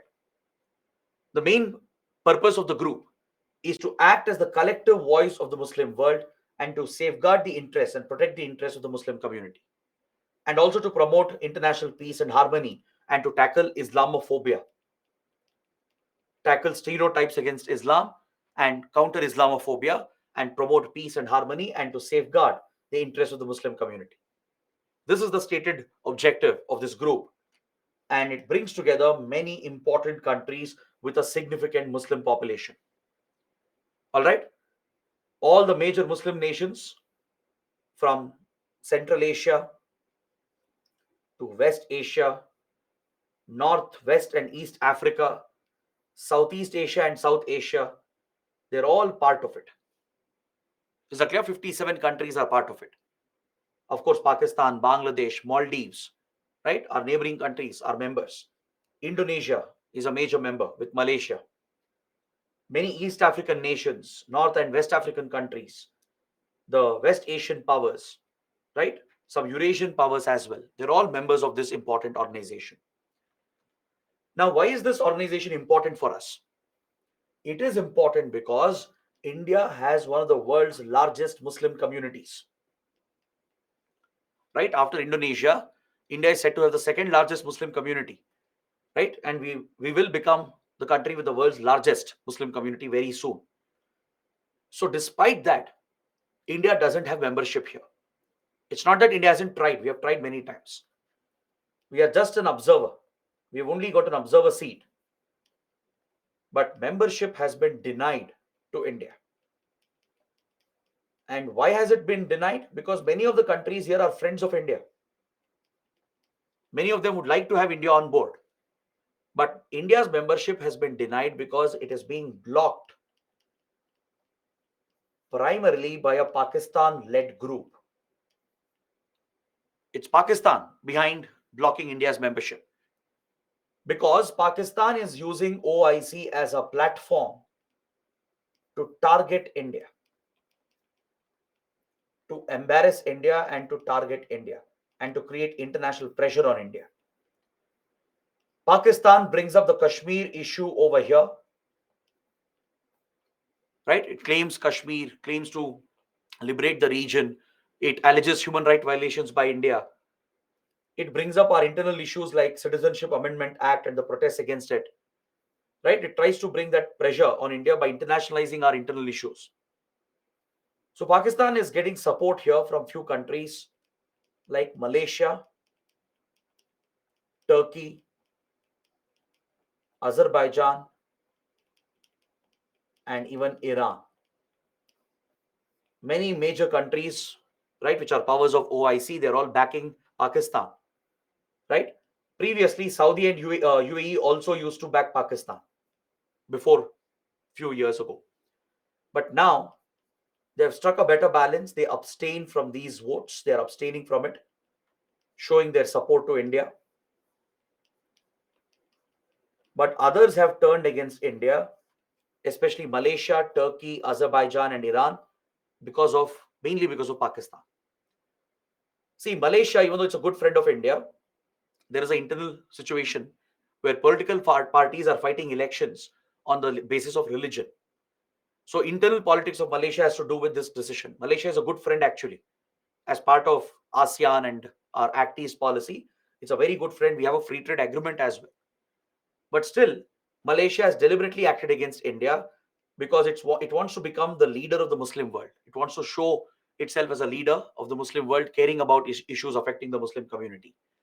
This has to do with Malaysia's domestic politics, nothing to do with India. Right? India and Malaysia are not rivals actually. Right? We were very good friends.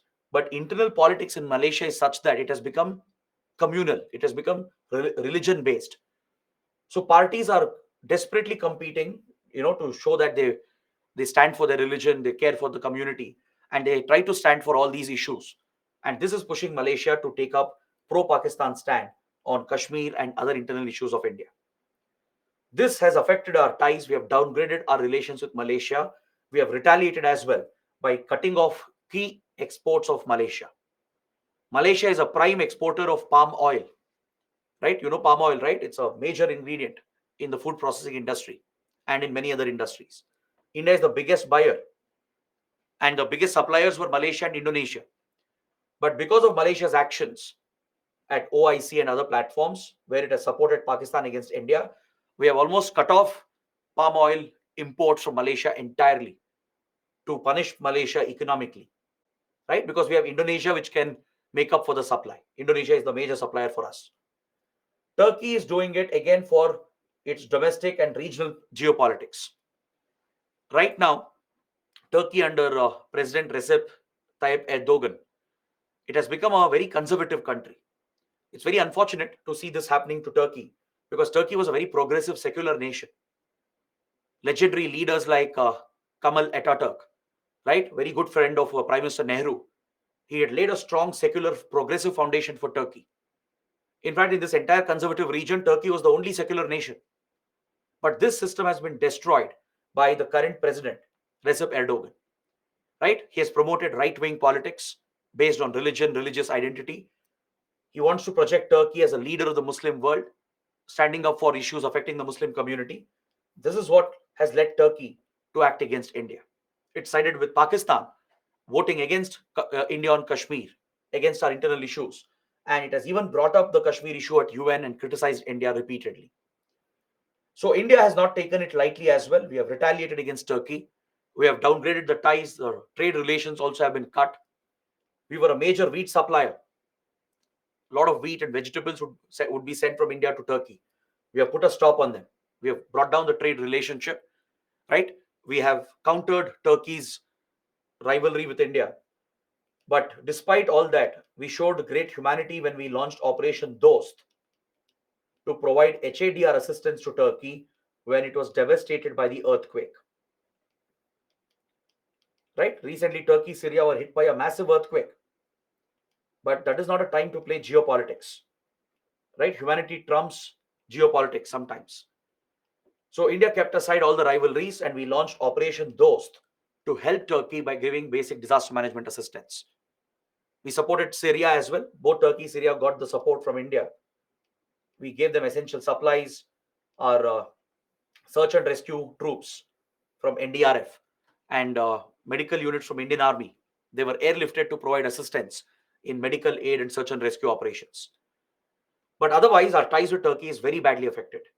And it's all because of Turkey. It's Turkey which went against India deliberately just because it wants to emerge as a leader of the Muslim world. Turkey wants to counter the other powers like Iran. It wants to counter Saudi Arabia, UAE. It wants to emerge as the leader of the whole region.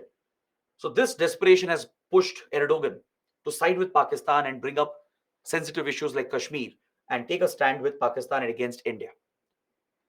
All right, Azerbaijan, which I mentioned in previous classes, also has sided with Pakistan, which has led India to side with Armenia with regard to Nagorno-Karabakh conflict. Iran is a different case. Iran's support is mainly because it's angry with India. Previously, Iran would abstain when Iran had become a good friend of India. We had a close strategic economic partnership going on.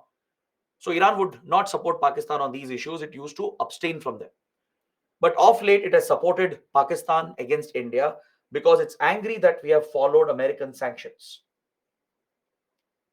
India-Iran relations have taken a very, very big hit since 2018, since Donald Trump put pressure on the Modi government and forced India to follow the sanctions, and we have cut off our oil trade with Iran. Even our regular trade and investment relationship has come to an end. As a result, Iran is very upset and angry, and it's retaliating by supporting Pakistan at these platforms. All right, so that is why OIC becomes important. Got it? India has tried for membership here to counter Pakistan's propaganda. We have tried to get membership, but Pakistan, which is very influential, it has blocked our membership by taking support of these countries. Before, Saudi UAE would also support Pakistan, but this no longer exists right now. Until few years ago, they would always support Pakistan as well, but they have stopped doing it and they have started favoring India by abstaining from these votes. This is the strategic shift that I was talking about, right? The major shift in the relationship. So this completes my discussion on these important West Asian powers. Now we are left with Israel and Iran, right? So let's see if there are any questions. I'll take up the questions. We'll take a short break. We'll come back and then start with Israel and Iran.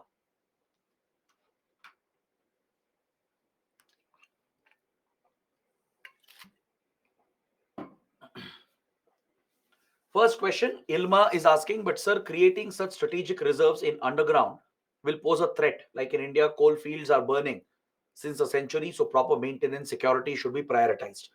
Yes, underground storage or any handling of oil is risky. It's a hazardous material. It's flammable, right? But with right precautions, you can always ensure the risks are handled. Just because there is a risk doesn't mean you don't create storage reserves. Either ways, we will deal with oil products, right? Your economy will not even survive without petrochemical products.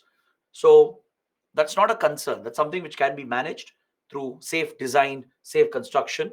You can ensure that the underground reserves are safe and they don't pose any risk. Kishan is asking, if Saudi and UAE have same interest and ideology, how come they stand in front of each other in Israel-Hamas conflict, such as Saudi with Palestine, UAE openly in support of Israel? How is it possible? I'll explain that. That's a that's a result of some recent changes that have happened, right? So we will discuss that with regard to Israel-Hamas conflict. It appears as if Saudi, UAE are taking a different stand, all right, but in reality, it's not. It's just for the public. It's just for public posturing. Saudi, UAE appear to take a different stand, but in reality, both have the same position. I'll explain that in the next chapter. Shreyank is asking, so despite buying so much crude oil from Russia, prices of petrol, diesel are the same because it's refined then exported. So is government standing against whole Europe just for two companies instead of imposing export restrictions? Why is government imposing windfall tax? Why is Europe criticizing India despite them buying Russian oil through India? See, okay, there are two, three questions you're raising here. One, to answer why the petrol diesel prices are still high, even though we have brought cheap oil from Russia. It's because we levy a lot of domestic taxes, central government and state governments, right? They levy a lot of taxes, which is the primary source of revenue for them. Especially at the state level, they depend heavily on taxing petrol and diesel, even center as well. So that is the prime component of the money you're paying. If you take out the taxes of the government, petrol diesel are very cheap in India. All right, today we have a massive refining facility, one of the world's largest right now. So with the scale at which we are refining, we can actually bring down the cost of production and provide very cheap supply. And we have many diversified sources as well to procure crude oil. Problem is with the taxes. That's why the prices are always on the higher side. If you ask why European countries are criticizing India, even US as well has criticized India. They say India is laundering Russian oil. That's because they are upset that we are not following their sanctions. Western countries which are targeting Russia with their sanctions, right? They're mainly trying to hit Russia's oil industry. They know that Russia's biggest source of revenue is from oil. If they can cut off that revenue, it will have a direct impact on the war. Russia can no longer fund the war in Ukraine. But India, along with China, both of them have bypassed the Western sanctions, and we have continued our oil imports. In fact, we have increased our oil imports. And we are procuring so much oil from Russia today that we are, as I told you, we are refining the oil, making a lot of petrochemical products, re exporting them back to Europe itself. So that's why they're saying that India is a launderer of uh, Russian oil. They're calling India a laundromat country, meaning we are acting as a middleman, taking dirty oil from Russia, cleaning it up, and selling it back to Europe. Essentially, we are helping Russia to bypass the sanctions. That's why they are upset with India. It's because of their geopolitical rivalry they have with Russia.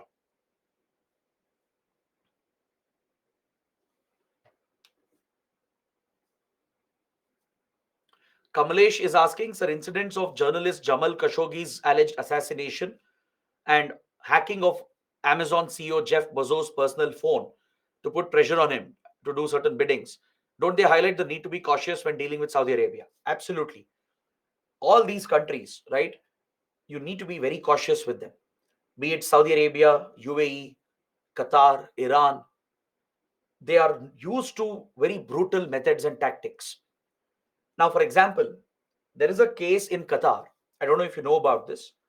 Several former Indian Navy soldiers, they have been detained on espionage charges. India has not been given enough access to them. They're not getting a fair trial. They've been accused of spying against Qatar. All right.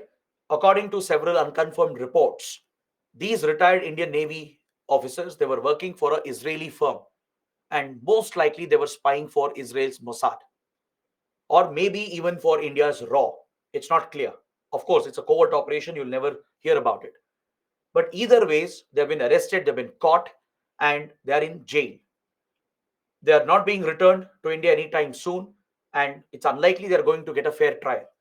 And Qatar, even though it's a good friend of India, has acted very strictly against these former Indian soldiers. Right? So that is just one example I'm trying to show regarding how brutal sometimes these countries can be. As I told you, you don't have fundamental rights, basic rights here. Their intelligence agencies are very notorious. Saudi intelligence, the Emirati intelligence, Iranian intelligence, right? Then Qatar's intelligence as well. They are very brutal, they are ruthless, they have very good contacts with many terror and radical groups and criminal organizations. So that is something we have to keep in mind when dealing with them. Why do countries sponsor terrorism? Because some countries they feel terrorism is a geopolitical tool. It's a proxy basically, using which they can destabilize few countries, protect their interests. Right? So that's why some countries have this habit of sponsoring terrorism. Sachin is asking, sir, are we supporting Cyprus to tackle Turkey? To an extent, yes. See, in the Mediterranean region, Turkey and Cyprus and Greece, they have a maritime dispute between them. All right, Turkey and Greece, Turkey and Cyprus, they have a maritime dispute. Now, just because Turkey is poking India over Kashmir and siding with Pakistan, we are retaliating by building closer ties with Cyprus and Greece. And if the issue comes up, we might support Greece and Cyprus over Turkey. All right, so that is one way to put counter pressure on Turkey.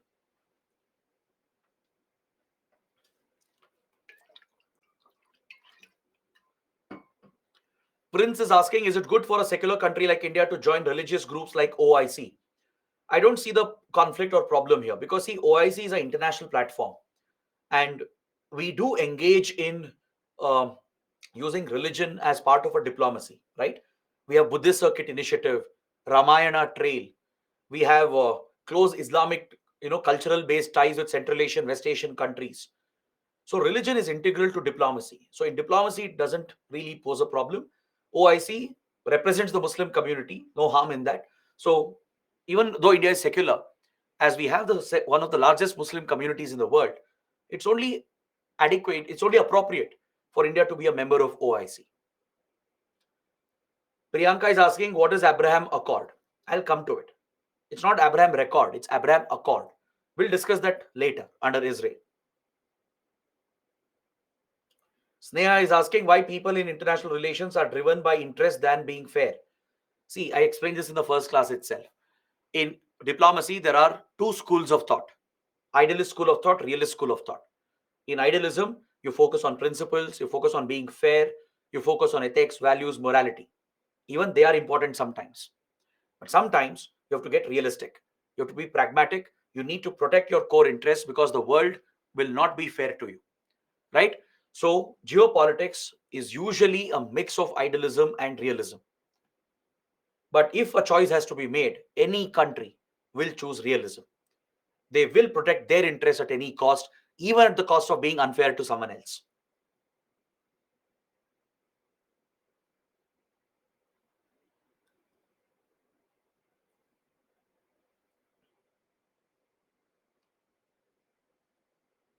Is there any solution for Iran's issue as we need a route to Central Asia?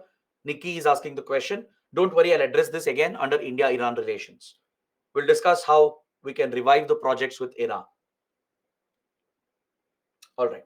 So, guys, these are the questions. Now, take a 15 minutes break. All right, it's 7:32. Come back by 7:47. All right, we'll look at Israel and then Iran. Will close this chapter and then look at India US relations.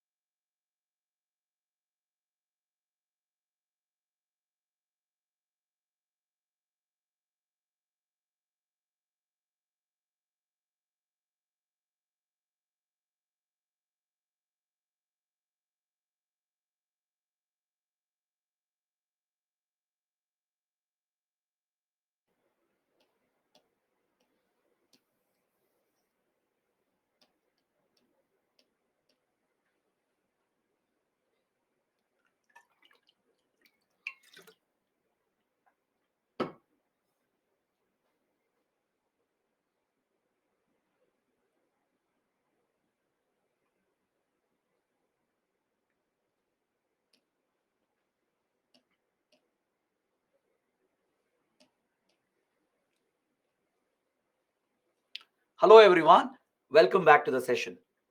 So, now we will take up the next topic, a very, very important topic given the recent developments. We will study the Israel Palestine conflict, including the recent developments, and what is India's stand on this issue. We will also take a quick look at India's ties with Israel and where do we stand on the Israel Palestine conflict. So, to cover this topic, which is a very complex topic, we should first look at the history of Israel Palestine. Let's understand the root causes of this conflict. Let's try to break down some of the complexities involved in this conflict. Let's look at the recent developments as well. And then at the last, I will discuss India's ties with Israel. The Israel Palestine conflict has a very big history behind it. There are thousands of years of history behind it, and it all begins in Jerusalem. In this map, you can see the sacred city of Jerusalem over here, which is a sacred site for all the three Abrahamic religions, that is Islam, Christianity, and Judaism. All the three religions, they took birth here at Jerusalem and they have a common origin. They look at Abraham as their patriarch, right? So, over centuries, these religions moved apart from each other. Jerusalem that you're seeing here was the home for the Jews, the Muslims as well, the Arabs, that is essentially the Palestinians later, and the Christians as well. In Jerusalem, you have sacred sites even today, ancient sacred sites like Al Aqsa Mosque, the dome, the golden dome, the rock of the dome, the Wailing Wall, right? The Church of the Sepulchre. All these are very sacred sites which are equally important for Muslims, Christians, and the Jews. Historically, the Jews were driven out from here because of the religious conflicts and also the external invasions that were happening. The Romans, the Ottoman Turks, and various other civilizations, right? They carried out attacks, which led to the displacement of Jews many thousands of years ago. So, as Jews were displaced from here, they moved out and especially moved towards Europe. And across Europe as well, in medieval and modern times, the Jewish community has faced a lot of oppression and discrimination. Even in Europe, they would not be welcomed, they were seen as outsiders. You all know what happened in Nazi Germany, right? How Hitler rose to power by building hatred against the Jewish community, right? The rise of fascism, the right wing extremist ideology, was built on hatred towards the Jews. That eventually led to the Holocaust, one of the worst humanitarian disasters of modern times, where millions of Jews were exterminated, were slaughtered in Nazi Germany, right? They were pushed into gas concentration camps. They were openly targeted, discriminated, and slaughtered in large numbers. So historically, the Jews have faced a lot of atrocities.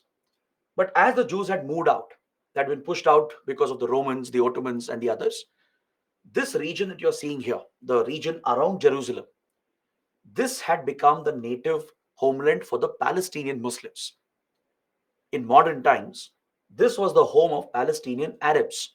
Jews were largely removed many centuries ago by the various external attacks and the religious conflicts which had taken place. So in 1800s, in late 1800s, some of the Jews who themselves had become radicalized by now because of constant targeting and oppression, they started a right-wing radical movement, a nationalist movement called the Zionist movement. It started in Europe. Some of the Jews who had themselves become radicals by now, even in Judaism, you have these ultra-conservative radical Jews. They gave a call for forming a country, for creating a homeland for the Jews, because wherever they went, they were not accepted. Right? Wherever they went, they faced oppression, targeted violence, and this has been throughout ancient medieval history and modern history. Right? So some of these radical Jews, they gave a call in late 1800s to form Israel. which would be the native homeland for the Jews, and return the Jews back to Jerusalem. An open call was given saying that Jews should go back to Jerusalem, head back to Jerusalem, take the land, capture the land, and form the Jewish state called Israel. Now, this is where the problem began. See, you can't correct historical wrongs with modern mistakes. The Zionist movement, which was a radical nationalist movement that gave a call for creation of Israel around Jerusalem by capturing the land, would directly threaten the current rights of Palestinian Arabs, right? The current generation of Palestinian Arabs in 1930s, 1940s, they were not responsible for the atrocities against Jews. Centuries ago, thousands of years ago, various religious conflicts and external attacks had pushed them out. Of course, the Jewish community had suffered a lot. Across Europe, they had been targeted, especially the Holocaust, right? Was a horror against the Jewish community. But you can't correct those mistakes by committing new mistakes. The call given for creation of Israel around Jerusalem would directly affect the rights of Palestinian Arabs, right? This was the Palestinian land in modern times. Now, as Zionist movement gained momentum, Jews from around the world, they started returning to Jerusalem, especially when the Holocaust began with the rise of Nazi Germany in 1930s, right? Jews, as they felt threatened in Europe, they started returning back to Jerusalem, and this triggered conflicts with Palestinian Arabs. All right. Now, prior to this, before the Jews started migrating back in large numbers, Britain, the colonial imperial power, in 1917 adopted the Balfour Declaration,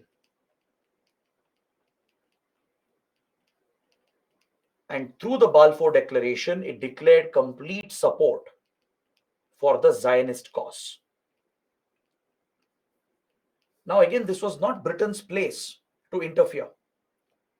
Just because it was a colonial imperial power which controlled some of the lands here, it played its own geopolitics, its own divide and rule policy again. In fact, as I told you, most of the blunders that exist today, the horrors that exist today, they're all of colonial origin. The disastrous policies of Britain is what is responsible for most of the conflicts in Asia and Africa. All right, across Africa as well, there are many civil wars and conflicts going on. 99% of them have a colonial origin. The haphazard boundaries they have drawn, the communal divisions they have created, right? Their divide and rule policy is the prime factor responsible for these hostilities today. It was not Britain's place to make such a promise, but still they did, right? To protect Britain's interests here, under Balfour Declaration, they backed the Zionist cause, giving more momentum to the migration of Jews back to Jerusalem.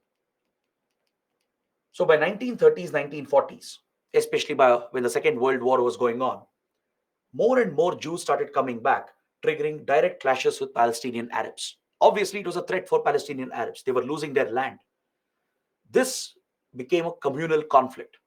Jerusalem and the region around it, the Palestinian area, became communally polarized, triggering clashes between the Jews and the Palestinians. In the middle of this, the United States would also step in and back the Jews for its own reasons. The US, which was now becoming the emerging global power, would promise the Jews support for their homeland, as a number of Jews were very influential, aiding the American global war efforts. The Jews played a big role in modernizing US military, in development of the nuclear bomb. The Manhattan Project, right, was aided by several Jewish scientists. So the Jewish influence played a role on American foreign policy as well, and the US continued the imperial policy of Britain, promising support to the Jews to form their homeland. So by 1947, large scale violence was taking place in Palestine. After the Second World War, this region came under the British mandate. All right, it came under British mandate. Both Britain, France, and others had colonies over here. So after the World War ended, the Palestinian territory came under British mandate. By then, violence had escalated between Jews and Palestinians. So the matter was taken up at the United Nations. The UN, which was a newly set up international organization, was given this important responsibility to resolve the crisis. Because one of the primary objectives of UN is to maintain peace, resolve conflicts. And as per this objective, the United Nations took up the Israel Palestine issue and it suggested a division plan because that was the only viable solution, right? As a lot of Jews had come back, right? Lakhs of Jews had come back and settled, and the violence had escalated. The only solution was to allow both the communities to coexist. It was impossible in one same country. So the idea was to partition the region, just like India Pakistan were partitioned. Very similar to India Pakistan's partition, a communal partition was proposed, which is called the two-state solution. According to UN, two countries were to be created, one Israel, one Palestine, one for the Jews, one for the Palestinian Arabs. Initially, when the two-state solution was proposed, it was rejected by many countries, including India, because we were ideologically opposed to communal partitions and imperial exploitation. This was clearly imperial geopolitics. It was a continuation of colonial imperialism by Britain and US, right? So countries across Asia, Africa who had suffered from colonial imperialism, they took a stand. And this was a communal division. India, having suffered a similar partition and the horrors of partition, couldn't support such a division initially. The Arab countries here, all the Muslim countries in West Asia and North Africa, they all backed Palestine because Palestinians were the ones who are present here in modern times. As I told you, historical mistakes can't be corrected by making new mistakes. So when Israel was proposed as a country, it was opposed by all the Arab countries here. But eventually, the situation became so volatile, the violence increased to such an extent, the two-state solution was the only viable practical solution. On humanitarian grounds, given the suffering of both the sides, the only available solution was a two-state solution. So India finally came around, even former other colonies as well. Most of them came around to accept two-state solution as the only viable practical solution. So according to the UN plan, this was supposed to be implemented by 1947, 1948. The idea was to create two parallel states, simultaneous states, just like India Pakistan got created back to back. Similarly, Israel Palestine should have been born. But the radical Jews, driven by the Zionist movement, with backing of Western countries like Britain and US, they went ahead and unilaterally declared independence in 1948. This is the blunder that Israel committed. It blatantly violated international rules. It broke the UN plan and international law and declared unilateral independence for itself. This was not supposed to happen. Both Israel Palestine was supposed to be created simultaneously, just like India Pakistan were created. That is how the rights of both the sides could be protected. But Israel illegally declared independence. This was illegal. It was in violation of the UN plan. It broke the two-state solution, declared unilateral independence, and it had complete backing of Britain and US. So as a result, Palestinian rights were snatched away. At least after Israel was created, Palestinians should have been allowed to form their country. But Israel would never allow this to happen, and the Arab states also share the blame for this. Because Arab states never accepted Israel. They rejected the idea of Israel. They said Israel should never exist. They said Jews would be driven out to extinction. So hostilities from both the sides led to this crisis, and Palestinians, along with the Jews, have suffered from decades together. And as you see today, right, there is no one side here. It's a very complex history. right? Of course, there were blatant blunders committed by the Zionist movement, Britain and US, the Arab states, but eventually it's innocent Palestinians and innocent Jews who are suffering. So Israel, which felt threatened by the Arab states, would never allow Palestine to be formed. Arab states would never accept Israel. They would reject the idea and gave complete support to the Palestinian cause. So as soon as Israel declared independence illegally in violation of the two-state plan, the Arab countries declared war against Israel. They went to war. This is the first war of the region, the 1948-49 war. Multiple Arab countries that are present around Israel. This war was led by Egypt, Transjordan, Syria, and Lebanon, the neighbors of Israel, with the support of all the other Muslim countries. So Shia Sunni divide was forgotten. All the Shia Sunni countries came together from Iran to Saudi Arabia to UAE, right? Then Turkey, all of them, all the Arab countries together, all the Muslim countries in this region together backed the neighboring countries to attack Israel, to destroy Israel itself. So this conflict triggered the first massive war in the region. Arab states were fighting for protecting Palestine, but Israel would never allow Palestine to be formed as it feared complete extinction if it didn't fight back against the Arab invasion. So, in this war, Israel got tremendous help from Britain and US, massive funding, supply of weapons, and very quickly, Israel itself established itself as a technological military powerhouse. So, it had complete superiority over the neighboring Arab countries and defeated the Arab states. But after defeating them, Israel would commit blatant mistakes again. It would commit blunders again by occupying large parts of Palestinian territory. You can see how the map changed by 1949. You can see how Palestinian territories were crushed, brought largely under Israeli annexation. Jordan, that is today it is Jordan, it was back then called Transjordan, would move across into the West Bank. It came under Jordan's annexation, right? West Bank is very, very sacred. This is where Jerusalem is located, right? You can see the Dead Sea over here, the lowest point on earth. You would have seen how people float in Dead Sea because of its extremely high salinity, right? That's the water body I'm referring to. This is where you have the Jordan River, River Jordan, creating the Jordan Valley.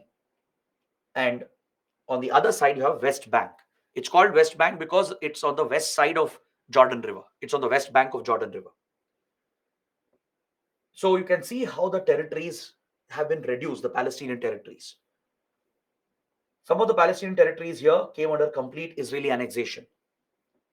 Several parts of Gaza, this was supposed to be Gaza between Egypt and Israel. Large part of it was occupied by Israel, leaving out only this small part which came under Egypt. Jordan would annex most of the West Bank, and this is how the conflict ended. Arab states were largely defeated. It was Israel which came on top, captured most of the Palestinian territories, with losing only part of West Bank and part of Gaza. Egypt and Transjordan held on to some of the Palestinian territories. Following this, a Palestinian resistance movement broke out, which would lead to terrorism as well. In the name of fighting for Palestine liberation from Israel, right? Israel had occupied their territories. It was only a justified movement to fight for their rights, to resist the occupation, and to fight for their independence. But the support of Arab countries would turn the Palestinian movement into a terrorist movement. Several Palestinian terror groups were formed in the 60s, 70s, including the notorious PLO, the Palestinian Liberation Organization. Understood? So, terror groups like PLO would continue targeting Israel, and Israel would continue committing atrocities against Palestinians. This war continued, the low scale conflict continued for many more years. After this, we had other crisis incidents like the Suez crisis, for example. where Britain and Israel got together with France to gain control over Suez Canal, the strategic Suez Canal.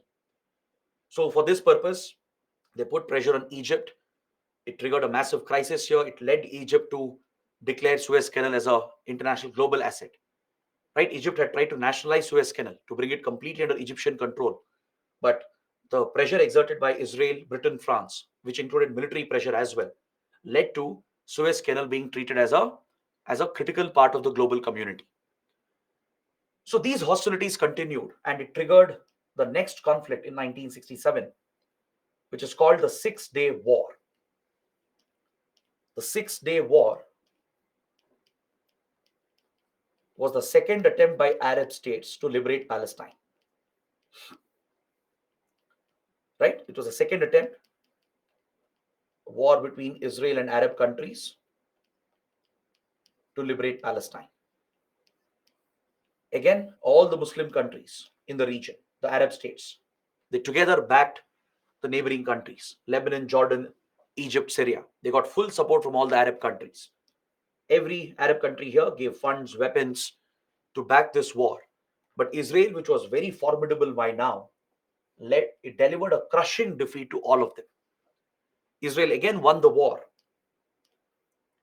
Israel again won, but this time it went on to annex even more territories. This is how Israel itself became a occupying, aggressive, expansionist power. Most of the Palestinian territories were captured, including the strategic Sinai Desert, the Sinai Peninsula of Egypt. The whole Sinai Desert was captured by Israel. West Bank was brought back under Israeli control. It took it back from Jordan. It captured the Golan Heights over here from Syria. All right? And Gaza became this narrow strip over here between Egypt and Israel. Then came the Yom Kippur War in 1973. The Yom Kippur War, launched as a surprise attack by Lebanon, Syria, and others on the festival of Yom Kippur. So, this war was an attempt again to fight for Palestine and liberate these occupied areas. But again, Israel would defeat these other countries, these Arab states. So, by 1970s, Israel had firmly established itself with no scope for allowing for the creation of Palestine. So now Egypt and Jordan were under pressure. They came under significant pressure because Israel had all the leverage. It had the Sinai Desert captured, which is strategic as far as Suez Canal control was concerned. It had full leverage over Jordan as well, as it had fully taken West Bank from Jordan. So using this leverage, a peace accord was worked out between the neighbors. The US would act as a mediator and it negotiated a peace accord between Israel and Egypt. The negotiations happened at Camp David, which is a presidential retreat for the US president in the United States. It's like a resort where US president takes a retreat. So at Camp David, Israel, Egypt, they mediated, negotiated, and established peace between themselves. The Camp David Accords of 1979 settled the conflict, ended the tensions between Israel and Egypt permanently. According to the deal, Sinai would be returned back to Egypt. Israel would give back Sinai Desert, Sinai Peninsula. In return, the condition was Egypt has to recognize Israel. Recognize Israel and set up official ties with Israel. This was the condition. And also ensure that it doesn't give any support to Gaza. Ensure it doesn't provide support from here, because that is one access point. You have a very important crossing there, which is in news today as well, right? Even in the last week, there is an important crossing point here from Egypt to Gaza. It's called the Rafah crossing. The Rafah crossing, which is a checkpoint between Gaza and Sinai of Egypt. So Egypt's condition was it shouldn't support the Palestinian terror movement, shouldn't give any support here through Rafah crossing, and accept Israel's existence and set up ties with Israel, peaceful ties. and never go to war with Israel. So all the conditions were accepted and Sinai Desert was given back to Egypt. So today, the whole Sinai Peninsula belongs to Egypt again. A similar peace accord was worked out between Israel and Jordan as well. Now, Jordan, which had lost the conflict, which was holding a lot of Palestinian refugees, because all these conflicts had pushed lakhs of Palestinian refugees into Jordan, which was becoming a burden for Jordan as well. This was also a factor. Jordan was dealing with the refugee flow. So, using all these factors as a leverage, Israel and Jordan negotiated a settlement and even they struck peace by 1990s. Is that clear? So Jordan made permanent peace with Israel, gave up all the rights in return for peace with both the sides. So Jordan would become the second country here, the second Arab state to recognize Israel and have official diplomatic ties with Israel. Kindly remember this. Egypt was the first, Jordan was the second to recognize Israel and set up ties with Israel. Because until 2020, no other country in the region would recognize Israel and have ties with Israel. Only two Arab states, Egypt and Jordan. These were the only two who recognized the country and had ties with Israel until 2020. Now, by this time, there was something else happening parallelly. 1970s was a crucial decade. Something else happened parallelly, which would change the geopolitics of the region. US and Israel were obviously aligned together with European countries. Britain, France, Germany, they've all supported Israel all the time. They've given funds, technology, weapons as well. So they were all on one side. Now, because of the oil crisis, US got closer to Saudi Arabia. They built a strategic partnership. US started working with this authoritarian government. Until 1970s, all the Arab countries, Muslim countries were together. They were united in their support to Palestinian cause. But finally, a split emerged. US and Israel engineered a split. They brought the Sunni powers led by Saudi Arabia on their side. The Sunni powers, right? They secretly aligned with them as Iran emerged as a Shia conservative country following its revolution. As Iran became the Shia power after Iranian revolution, right, and declared rivalries with the Sunni states, the sectarian divide had opened up. Parallelly, US and Saudi and Sunni powers had become strategic partners because to stabilize the oil market, right? So this led US and Saudi to form a secret partnership with Israel. It exists even today. Saudi Arabia may not publicly recognize Israel, it may not have official ties, but they have a secret understanding where Saudi withdrew support for the Palestinian groups. Understood? The Sunni powers led by Saudi Arabia, they largely withdrew the support for Palestinian outfits such as PLO and many other Palestinian terror organizations. A secret understanding was reached to stabilize the region where, because see, for them publicly it's not possible to recognize Israel. As Palestinian movement has a lot of support amongst the people in West Asia, these governments will feel threatened. The people will rebel against them, right? There will be protests in Saudi Arabia, rebellion in Saudi Arabia if the kingdom openly declares friendship with Israel, right? Similarly with all the other countries as well. So they couldn't officially set up ties, but secretly they could work with Israel and withdrew support from Palestinian terror outfits. Whereas Iran, the Shia power, now became hell bent on targeting the other three. As Iran was threatened by US, Israel, and Saudi Arabia, it faced a common threat from all of them. Right? Again, Iran is not alone to be blamed. US has always targeted Iran after the Iranian Revolution. Right? You'll understand more about it in the next topic. Israel as well saw Iran as a threat, and Iran also declared rivalries, promising to wipe out Israel from the map. The Shia Sunni powers became immediate rivals because of their sectarian divide. So Iran became even more aggressive. It would work with other Shia powers like Syria and Lebanon to step up the support for Palestinian groups. So, can you see how complex the situation is getting? It gets even more complex. All right. So, this was the situation by, let's say, 1990s. In a way, the Sunni Arab states had made their secret peace without official relations. They had withdrew support from Palestinian groups. It was only Iran with other Shia powers like Syria, Lebanon that were supporting the Palestinian outfits. Now, something else happened. There was a very, very big development in 1990s. In 1990s, Norway acted as a neutral mediator between Israel and Palestine and the PLO, primarily the terrorist outfit, the Palestinian Liberation Organization. The PLO was seen as a political representative as well of the Palestinian people.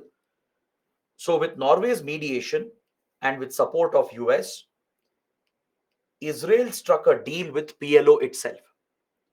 Until then, PLO was a terror group waging terrorist war against Israel, fighting for Palestine. There were many other Palestinian terror groups as well, by the way. But as PLA was the most influential group, it was seen as a legitimate political representative as well. Israel and PLO struck a deal which is popularly known as the Oslo Accords. The Oslo Accords of 1990s. With Oslo Accords, PLO transformed into the Palestinian Authority, which would administer Palestinian areas. That's West Bank and Gaza, basically. The former terror group was now recognized as a political authority by Israel, and it became the Palestinian Authority, or PA. It was given full administrative control over Gaza and West Bank, with headquarters at Ramallah in West Bank. Ramallah is near Jerusalem, on the side of Jerusalem in West Bank. This became the administrative capital of Palestinian Authority. Now, the control given to Palestinian Authority was not complete control. It was not full independence. It was only some limited administrative control over some areas. Israel still remained under the occupation of certain territories, and it would continue to expand its annexation. Let me just open a new slide to discuss what happened later. After striking peace with PLO, the Palestinian Authority became the representative of Palestinian people. It got some limited powers, limited autonomy was given under Israel's sovereignty itself. It was looking after the administration of West Bank and Gaza, while Israel continued increasing its Jewish settlements, again in violation of international law. Throughout 1990s and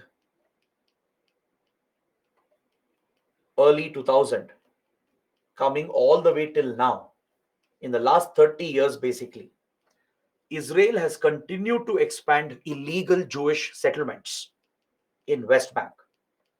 This is blatantly illegal under international law.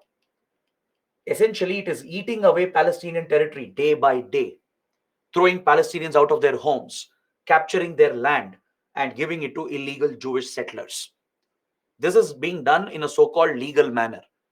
They brought out some laws. The judiciary will pass ruling. Everything is biased. It's biased towards the Jews, where Arab land, Palestinian land is being taken away in West Bank, and slowly the Jewish settlements are increasing day by day. That is why these settlements are illegal. It's called occupied territories. Everyone calls it occupied territory. Please don't assume I'm biased against Israel here. I know it's a sensitive topic. It's not my personal opinion. This is the global stand. India, US, all European countries, the allies of Israel, they themselves call this occupied territory. The all Palestinian territories are occupied territories. It's under illegal Israeli occupation. US itself calls it Israeli occupied territory. This Israeli occupation has increased day by day, triggering even more tensions and diluting Palestinian rights day by day. The dream of Palestinians to have their own country has almost been erased because of this large scale illegal occupation that Israel is carrying out. Is that clear? Now, when all of this was happening on one side, in 1987, a branch of Muslim Brotherhood in Egypt, which is a radical organization, an extremist outfit, would set up a notorious group which is called your Hamas. Right today, Hamas is a household name in the last 1 week. I'm sure many of you wouldn't have heard about it, or at least common people wouldn't have heard about it. This is like their 9/11 moment. Just like 9/11 attacks made Al Qaeda popular, a household name. Similarly, today Hamas has become a household name since the 7th of October. This group was founded in 1980s. Initially, it was more of a political extremist organization. All right. Parallelly, there was another outfit called Hezbollah, based out of Lebanon. And both these outfits would get support from the Shia powers, Iran and Syria. All right, Iran and Syria are the primary sponsors of Hamas and Hezbollah. So, between 2005 2007, there was a major development in Palestinian territory which is under Palestinian Authority. Elections were held for the Palestinian Authority, and Hamas which was contesting against another Palestinian group called Fatah, defeated Fatah in the elections and violently captured Gaza Strip. Hamas got full control over Gaza by 2007. It defeated the other political faction, the Fatah, which was seen as a more moderate faction of the Palestinian Authority, which was governing both West Bank and Gaza. So within the Palestinian movement, a split emerged where Hamas defeated Fatah in the elections. All right. It had contested the elections. As I told you, it was a political extremist outfit at that point. It gained full control over Gaza following a brief conflict between Hamas and Fatah. Within Palestinian groups, there was a conflict that broke out.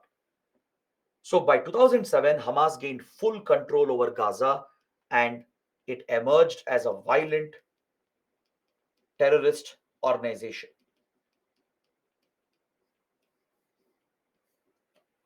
Many countries refuse to see Hamas as a terror group. The supporters of Hamas, they see Hamas as a liberation movement, as a national revolutionary movement, which is fighting for Palestinian rights. But Hamas is a group which has used brutal violence. You can't qualify such groups as revolutionary movements and liberation movements.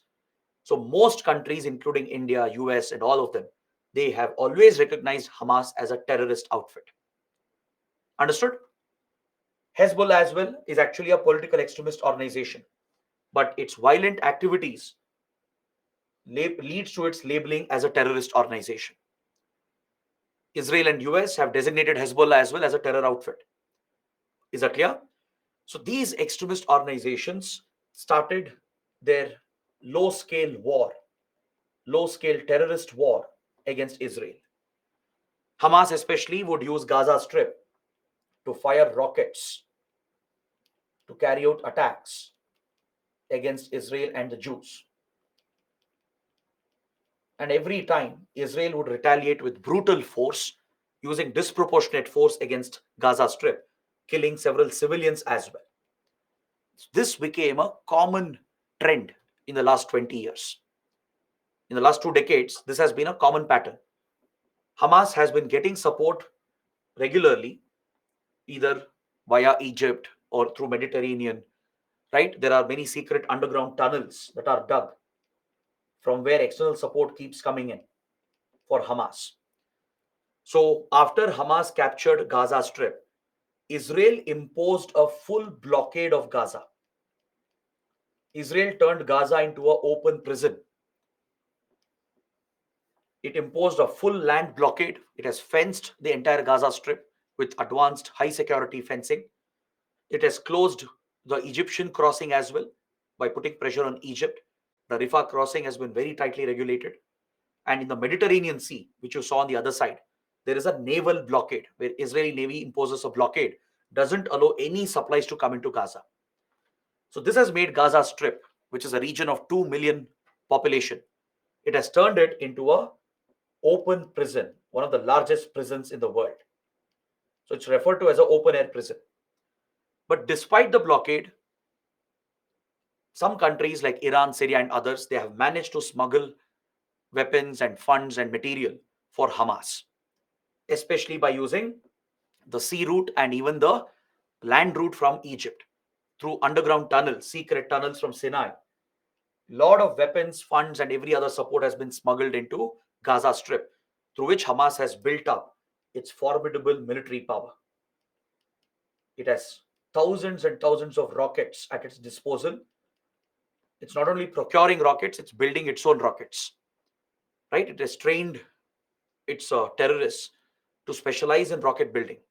Right? So by using material, they are turning that into rockets. And every now and then they fire rockets to the other side into Israeli civilian areas, killing few innocent Jews.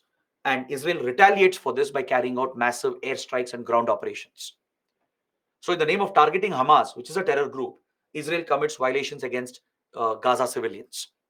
So, this has become a never ending humanitarian crisis. It's become a cycle, a constant cycle of violence. This is where Israel is accused of using disproportionate force. It's a very valid concern. Even India has expressed this concern many times, as it leads to large scale human rights violations. That's why Israel has been dragged many times to the UN Human Rights Council. It's been accused of war crimes and crimes against humanity. If Israel, let's say Hamas fires few rockets and kills few Jews on the other side, Israel will retaliate with airstrikes and ground operations that will kill a few hundred Palestinians, right? Along with killing Hamas terrorists. That's a rightful action. Israel has a right to defend itself. But killing civilians on a large scale is not acceptable, right? Palestinian civilians pay the price for this. So as a result, Israel is accused for violating human rights. It's dragged to UNHRC as well. So this cycle of violence has become a constant in the region. Now, apart from this, the settler annexation has increased in the last decade. It has constantly gone up from 2010 to 2023. So this obviously has contributed to more tensions. More and more Israeli settlers are illegally occupying Palestinian land. They are slowly eating away Palestinian rights.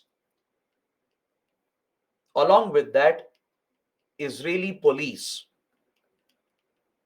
have prevented access to Palestinian Muslims from accessing the sacred Al Aqsa Mosque, especially during the sacred Ramadan month. Deliberately, Israeli police will intervene, trying to prevent Palestinians from entering the mosque. Israel says that Palestinians are accumulating here to plan terror attacks. They are accumulating here after attacking Israeli authorities. All right? But there is documented evidence to show that Israel's deliberate intervention is actually not necessary.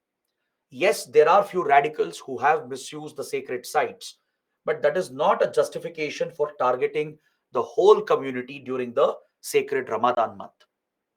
So this leads to violent clashes at Al Aqsa. It has it has happened several years in the last few years. It has happened several times. There are few Palestinians from West Bank who might carry out some attacks against against Israeli police. They might throw stones or they might use these petrol bombs, right? They will carry out some kind of attack like this and they run into the mosque. So when Israeli police go behind them, In the name of targeting these protesters and the mobs, they prevent the genuine access to the pilgrims and beat up the pilgrims brutally.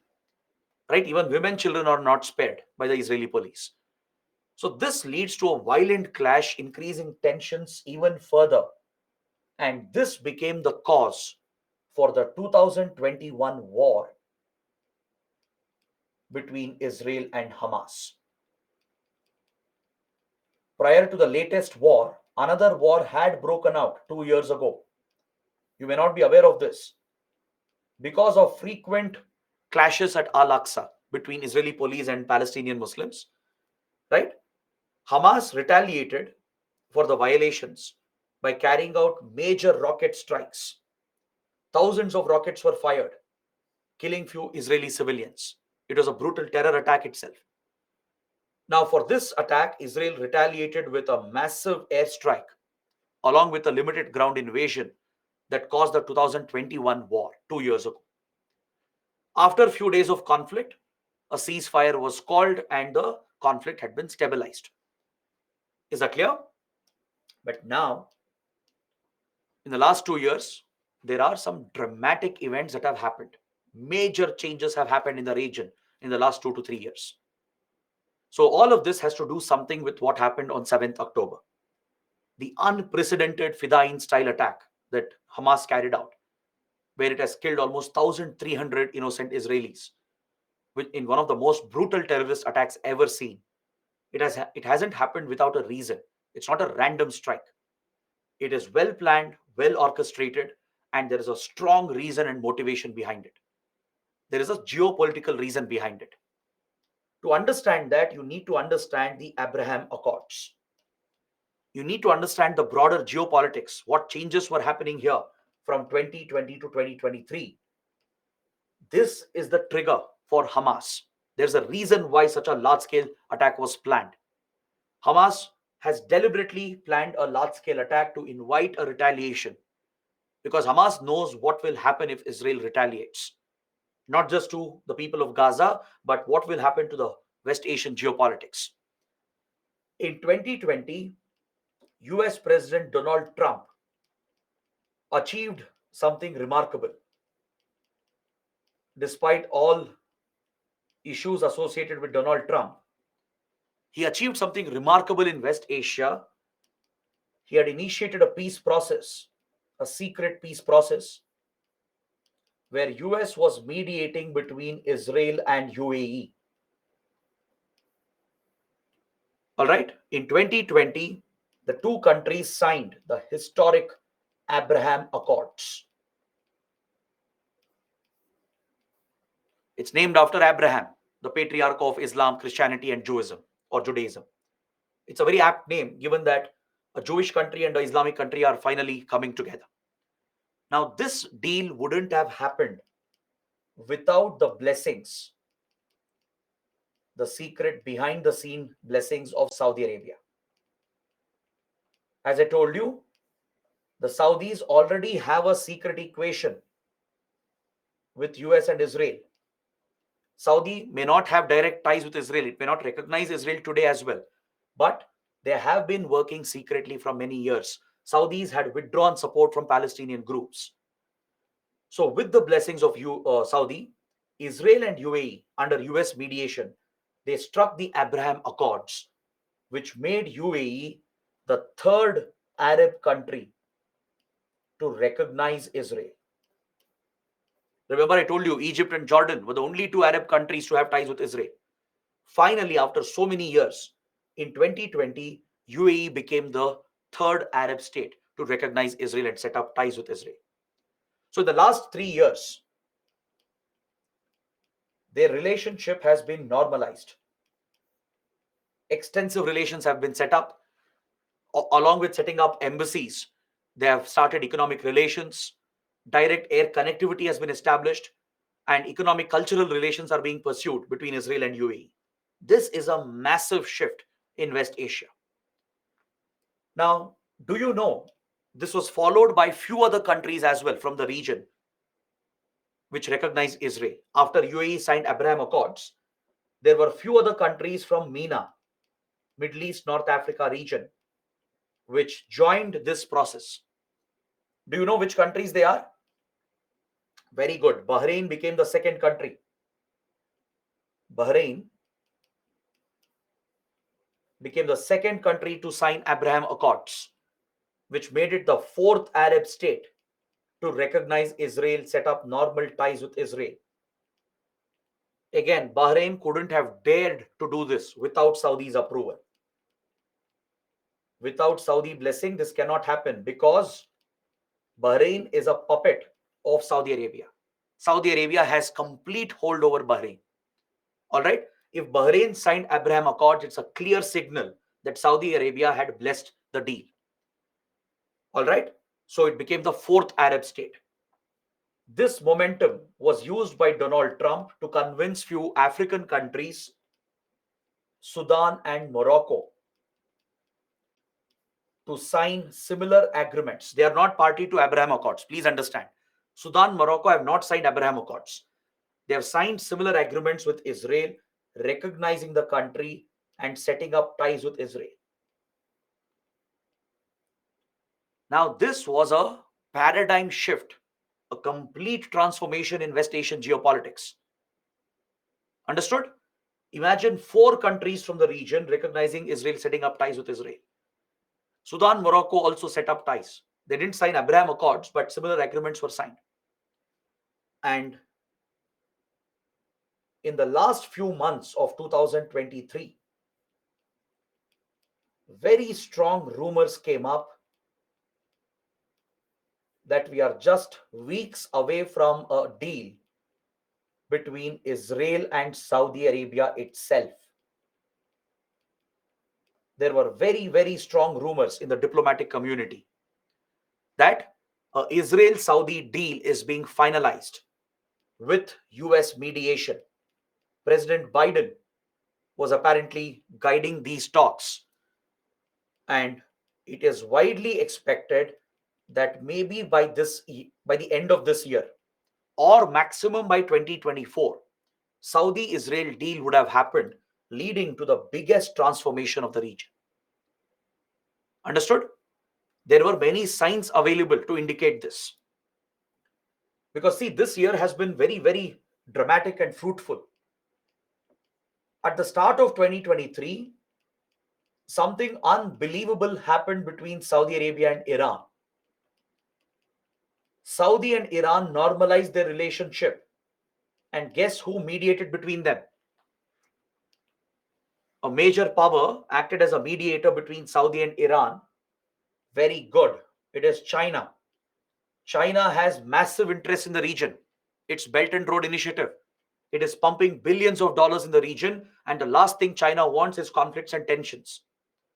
So China, which is very influential as much as US, has worked with Saudi Arabia and Iran together with the Sunni and Shia powers, and it worked out a detente, meaning a peace. It worked out a peace between them. And these rivals, historical rivals, who have always targeted each other with covert proxy war, they agreed to normalize the relationship, and they had started normalizing the relationship. This was unbelievable when it happened, right? This was a earth-shattering event engineered by China. It was largely good for the whole region, good for Indian interests as well, good for American interests as well. So Saudi Iran came together, re-established their diplomatic ties, which had been cut off previously. They agreed to end the civil wars going on in the region. Remember the civil war I mentioned in Syria and Yemen? These were not genuine civil wars. These were planned, triggered, sponsored civil wars. Saudi Arabia with US and Israel sponsored the Syrian civil war to remove Syrian President Assad from power, who's an Iranian ally. As Syria has supported Hamas and Hezbollah, right? Israel, US, and Saudi, they targeted the Syrian president by triggering the civil war, by backing the rebels. That's what pushed the country into a civil war in 2011. Iran countered this by sponsoring a civil war in Yemen by backing the Houthi rebels to topple the pro-Saudi government in Yemen. This had again destabilized the region. Now that Saudi Iran were striking a deal, they were normalizing the relationship, re-establishing diplomatic relations. They agreed to end the civil wars, bring the conflicts to an end. As part of this, all diplomats here, they started working overtime to ensure Syria, Yemen become stable as soon as possible. All right. Syria was readmitted into an important regional group. The Arab countries brought back Syria into a regional organization. It was dismissed when the civil war had started. It was thrown out of the Arab group, and now Syria was brought back as a member. So all the governments here were working overtime to end the wars in Yemen and Syria, which means it would be an end of the covert proxy war between Sunni Shia powers. It was marking the end of the covert proxy war between Saudi Iran led conflict. All right, this was one major shift which happened parallelly. Now, very strong rumors were coming that Israel Saudi are on the brink of a deal. This was very evident at G20 summit hosted by India when the IMEC corridor was launched, the India, Middle East, Europe Economic Corridor. I'm sure all of you would know about this. You would know the alignment of this proposed route. It will connect India with UAE and Saudi Arabia, a maritime link, then a railway link on land in the Arab region through Jordan into Israel. Israel's Haifa port will be an integral part of this corridor. So from here, the route will extend through Mediterranean Sea to connect with Greece, Italy, then France and Germany. These are the countries part of IMEC corridor with support from US. US is also part of the corridor. Now, this corridor cannot be established without a deal between Saudi and Israel. How will the Saudi rail network, Saudi UAE rail network, enter Jordan and Israel? See, Jordan is their ally. They'll extend the network into Jordan. But how will the rail network extend into Israel without having a deal between them? Right?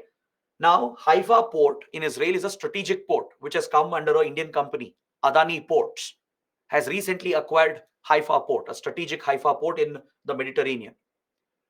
So there were very strong rumors that US, Israel, Saudi, UAE, and India, they were all part of this normalization effort where this corridor would be established, leading to normalization of ties between Israel and Saudi Arabia. Now, if this happened, if this deal was signed, this is the death of the Palestinian movement. Palestinian movement will end, especially the terrorist movement of Hamas will become useless. Hamas, Hezbollah will become irrelevant. Can you see that? Because of the deal between Saudis and the Iranians and the proposed deal between Israel and Saudi, if these rivals finally normalize the relations, and if somehow Israel, Iran could have normalized their ties as well in the future, it would be the death of Hamas and Hezbollah. Right? See, Palestinian rights might still be protected through some other arrangement. There were many ideas which were under work. A lot of diplomatic efforts were going on to finally bring some normalcy to this region. This obviously threatens Hamas, right? And this is the reason for your devastating attack on 7th of October, the last Saturday, right? You all know what happened. Several Hamas terrorists, thousands of them, in a well planned, well orchestrated operation, they infiltrated into Israel and slaughtered innocent civilians. They fired thousands of rockets and carried out a land infiltration, which was unprecedented. They breached the smart walls, the smart fences that have been built by Israel and US. They breached them, used the underground tunnels to infiltrate as well. They used bulldozers and JCPs to destroy the smart fencing. And they entered Israel carrying out a slaughter in Israel. Such an attack is unheard of, it's unprecedented. In many ways, it looks similar to our 2611 attacks, a Fidayeen style attack, a suicide mission with the only goal of holding hostages, killing as many people as possible by waging a urban war, a urban terror war. So more than 1,300 Israelis were killed, and obviously Israel is not going to hold back after this. Right now Israel is under a right-wing government under Netanyahu. Right, Israel under Netanyahu has been extremely ruthless in targeting these terror groups. So Israel declared full-fledged war against Hamas and declared the complete blockade and even occupation of Gaza. It has given a final warning for the civilians to evacuate North Gaza and move to South Gaza, as Israel is going to step up its military operations. Israel has already dropped hundreds of bombs. A lot of airstrikes have happened, killing thousands of civilians on Palestinian side as well. Almost 3,000 plus Palestinians have been killed. Some of them will be Hamas terrorists, but majority of them will be innocent Palestinian civilians. Now, this is what a humanitarian tragedy looks like. There are no winners in a war. Please understand this. I know it's easy to take sides, easy to say that Hamas is just a terror group, all Palestinians are terrorists, Israel has a right to defend itself, or Israel is just violating human rights. See, it's easy to take a biased position. But trust me, this is such a complicated conflict that there are no easy solutions anymore. It's humanity which is suffering on both the sides today. Innocent Jews have suffered, innocent Palestinians have suffered, right? This is all a result of the geopolitics of the region, what the governments have done, their intelligence agencies have done, what the terrorist groups have done, and everyone is paying the price for it today. So we don't know where things will head. Things are very, very complicated. Israel is maybe looking at a ground invasion, right? And recently, 2 days back, a hospital was bombed and both sides are blaming each other. 500 civilians were killed in a hospital. That is a war crime. Whoever did it, it's a war crime. It's a crime against humanity, right? India also has criticized all these events. But of course, we support Israel's right to defend itself. As this is a blatant terror attack, Hamas is nothing but a terrorist group. Israel has every right to wipe out Hamas. But how Israel will do it is the question. This is where India also has expressed concern that we are worried about Israel's repeated use of massive force. US also is concerned, even though US is such a close ally. US has shown concern again. It has cautioned Israel not to use ruthless, brutal force. Israel is known to do that. Just like Hamas carries out blatant attacks, Israel is known to use disproportionate force targeting civilians in the name of fighting terrorism. Right? So that can't be an excuse. You can't give an excuse that you're fighting terrorists and kill civilians. Right? So that is why Israel is accused of these large-scale human rights violations. So right now it's a very fluid, volatile situation. And I will explain what is India's stand on all of this. We'll look at India-Israel relations and where India stands on this conflict. That's the last part of my discussion here. Now, when these developments were happening in 1948, India had given full support to two-state solution. Initially, we were hesitant because it was a communal partition that UN was proposing. Right? Palestinian rights were under threat. Essentially, natives were being removed for settling outsiders. That's how it was being seen in all former colonies, British colonies. It was clearly British colonial imperialism at work. Naturally, India and many other countries, they opposed two-state solution initially. But after the violence escalated, right, the only practical option was this, to create both Israel and Palestine. So India gave full commitment to two-state solution. We wanted Israel to coexist peacefully with Palestine. So both Palestinians and Israelis have their rights protected. Both Jews and Arab Muslims, they'll have their rights protected. But after what Israel did in 1948, when it unilaterally declared independence, India did not recognize this country. India did not recognize Israel in 1948 because this was illegal. It was against the UN plan. Correct? Israel had gone against the UN plan, broken the two-state solution. It never allowed Palestine to be formed. It snatched away Palestinian rights, went on to occupy Palestinian territories. So India did not recognize Israel because of this. All right? This is one phase of our relationship. We had no relations. We didn't even recognize Israel just like others. This was an ideological stand of India. It was an ideological commitment. We were opposed to colonial imperialism. We were opposing the Cold War rivalries which were broken out, where US, Britain, they were all playing these geopolitics. So we opposed all these developments as we were largely non-aligned as well. Right? India did not recognize Israel initially. Our support was fully with the Palestinian movement. In 1950, after Israel won the first war, Israel was now a reality. Whether you like it or not, Israel's existence became a reality. So now, India was driven by a realistic need. We had to keep aside idealism, we had to get realistic, and accordingly, we finally gave recognition to Israel. We recognized Israel as a country. All right?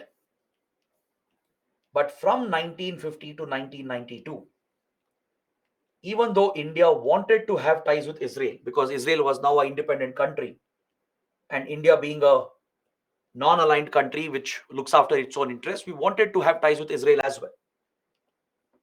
Our commitment to Palestine has always been there. We have always supported the two-state solution. Even today, even in 2023, as of today, the Modi government also supports Palestine. We want Palestine to be formed. We still support two-state solution. But at the same time, we wanted to have our own ties with Israel. Is that clear? But however, India could not establish these ties. For 42 years, no formal diplomatic ties existed between India and Israel. No formal diplomatic relations could be established. It's not that India didn't want, India actually wanted, but there were other pressure factors. There was a major external pressure factor from the Arab countries. We were held hostage to them as we depended on them for oil supplies. Until 1970s especially, if India had set up ties with Israel, Arab countries would have threatened India and cut off oil supplies to India. India couldn't afford to do that, right? There was nothing, no way that India could have done that. It would have destroyed our economy long back. So, by being mindful of the divide between Arabs and Israel, India decided not to set up ties with Israel. There was no other option for India. All right? There was a domestic factor as well, which got added.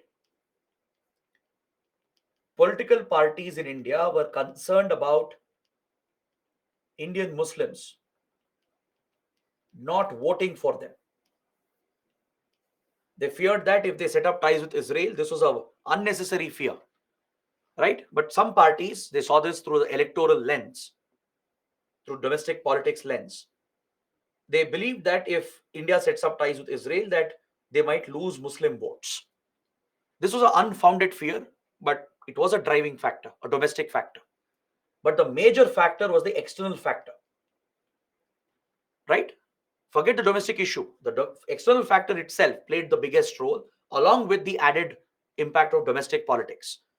So these issues didn't allow India to have ties with Israel until 1992. All right? But however, in 1968, as India, Israel had a lot in common, we had many common concerns and interests.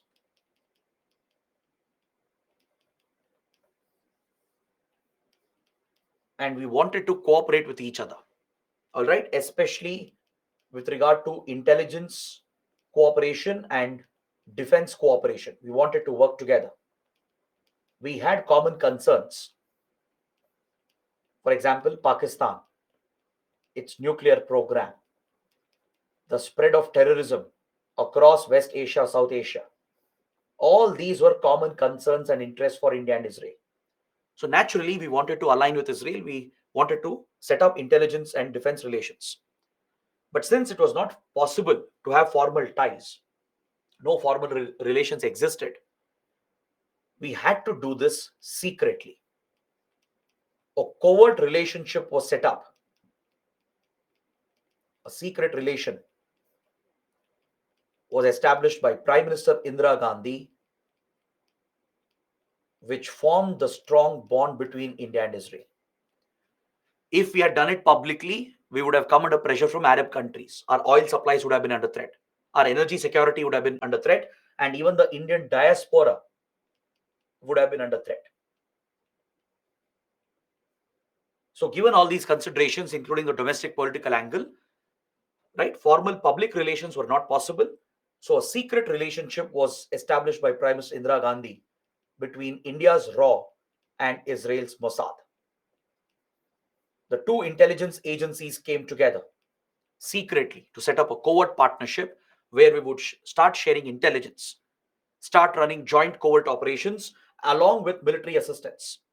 Israel by then, by 1970s, had become a formidable military power, right? It would start supporting India in our military modernization slowly and steadily. So this secret relationship became the foundation for the future relationship that we were going to establish. From 1968 to 1992, our relations remained a secret, right? Not even top ministers and officials in the government knew about it. A very few small set of people in India and Israel were aware of this covert relationship. So we were jointly monitoring Pakistan's nuclear program, which was a common threat. The spread of terrorism across the region was a common threat. So with this focus, we started sharing intelligence. Mossad would train Indian intelligence officers as well, share technology with India, defense technology, and such a secret partnership had formed. Then, once the Cold War ended, and once Saudi normalized its equation with Israel and US in 1979, the perfect opportunity was opening up for India to finally have ties with Israel. Now that Saudi itself had secret ties with Israel from 79 itself, India was no longer under pressure. There was no pressure on India like before. Now that Sunni countries were themselves having secret ties, they had withdrawn support for Palestinian movement, right? The pressure on India had gone. And once the Cold War ended in 1992, Prime Minister Narasimha Rao, PV Narasimha Rao, diversified India's foreign policy. Remember, we studied this under Southeast Asia and East Asia. India had a need for new friends, new markets, investments, resources. We needed new partners at the global level to replace the Soviet Union. So as we launched Look East policy, focused on Southeast and East Asia region, we improved focus on Africa and Latin America as well. Similarly, we set up ties with Israel. Formal diplomatic relations were finally set up between the two countries. Is that clear? This is how the India-Israel relationship started formally. But before that, a secret relationship existed from 1968 itself in the defense and intelligence domain. Now, this brings us to the last point, the last part of our discussion. How have the relations developed in the last few decades? Obviously, the two countries have become very close strategic partners over the years. Our defense relations have further improved with close intelligence cooperation. And we also have very strong economic ties stretching across many key sectors. Even with regard to science and technology, there is close collaboration between India and Israel. So it's become a very well balanced relationship, one of the most important relationships for India. That is the transformation that you see today. But our support for two-state solution has not diminished. Every government in India, irrespective of the ruling party, have given full support for Palestine, right? Because Palestinians, they deserve to have their country. Their right was snatched away. So we keep supporting two-state solution even now.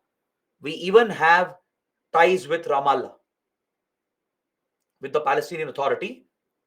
We have a representative office in Ramallah where Indian diplomats are sent to have ties with Palestinian Authority as well, even though it's not a country. But we support the two-state solution for Palestine to be created. At the same time, we have parallelly built very close strategic ties with Israel. All right. So our defense intelligence relations have really gone up. We have opposed the illegal Jewish settlements that are being built. And every time there are clashes, conflicts, and wars, we urge for peace to be restored. We support Israel's right to defend itself against terrorism because we ourselves are a victim of terrorism. We don't tolerate the attacks of Hamas, Hezbollah, or there is another new group called Islamic Jihad. These are the different terror groups of Palestinian organizations. So we completely support Israel's right to defend itself against terrorism, but we urge Israel to reduce tensions, to use proportionate minimal force, and ensure that Palestinian right is fulfilled. We keep urging this even now. In the last few days itself, after the latest war broke out, PM Modi sympathized with Israel, right? We said Israel has every right to defend against terrorism and fight against Hamas. At the same time, India has clearly said we support the two-state solution. We support Palestinian rights. And we want to ensure that civilians are not harmed. Minimal force has to be used. The basic norms of war have to be followed. Civilians should not be targeted. This is a message not just for Hamas, it's a message we have sent for Israel as well. All right? Previously, when Israel would be dragged at UNHRC for human rights violations, India would always vote against Israel. This was the policy of India before 2014. All previous governments have consistently voted against Israel, meaning even we believe Israel has carried out human rights violations by using disproportionate force. But this policy has slightly changed after 2014. The Modi government has slightly changed the policy over here. When these votes come up against Israel at UNHRC, we are abstaining from the vote because we follow a pragmatic, a realistic policy, right? When we abstain from, criticizing Russia, Myanmar, etc., why not Israel? Israel has been a great friend for India, right? It has been a key supplier of arms and weapons. We have a critical economic strategic relationship. So there's no point in targeting countries for their internal issues. And also the very question of human rights has been very subjective. India knows that very well. So we have stopped voting against Israel. We are abstaining from the votes right now. But our support for Palestine continues as it was before. Our support for two-state solution continues. And we keep reminding Israel to not target civilians, to not use disproportionate force. This is the policy that we are using. A much refined, balanced policy is in place, right? And also the geopolitical circumstances have changed, which enables this policy right now. Is that clear? So we support Palestine even today. We support the two-state solution. We urge Israel to not use disproportionate force and target civilians and commit human rights violations. But if votes come up at UNHRC, we abstain from the vote. We don't target Israel. And we defend Israel's right. We support Israel's right to fight against terrorism, to target Hamas, Hezbollah, or any other terror group. Got it? This is the refined, balanced position of India. It's evolved over the decades thanks to the balanced policy of all the subsequent governments. This is not something which we have achieved in just one or few years. It's something which is built up over a period of time, and we have done quite well to take a balanced stand on this issue. Now, please take a look at the kind of cooperation we have. Today, Israel is one of the top three defense suppliers to India. All right. If not top three, it is definitely in the top four. If you take all the major defense imports we have made in the last, let's say, 2 decades, the top suppliers are Russia, then USA, France, Israel. These are the top four defense suppliers to India.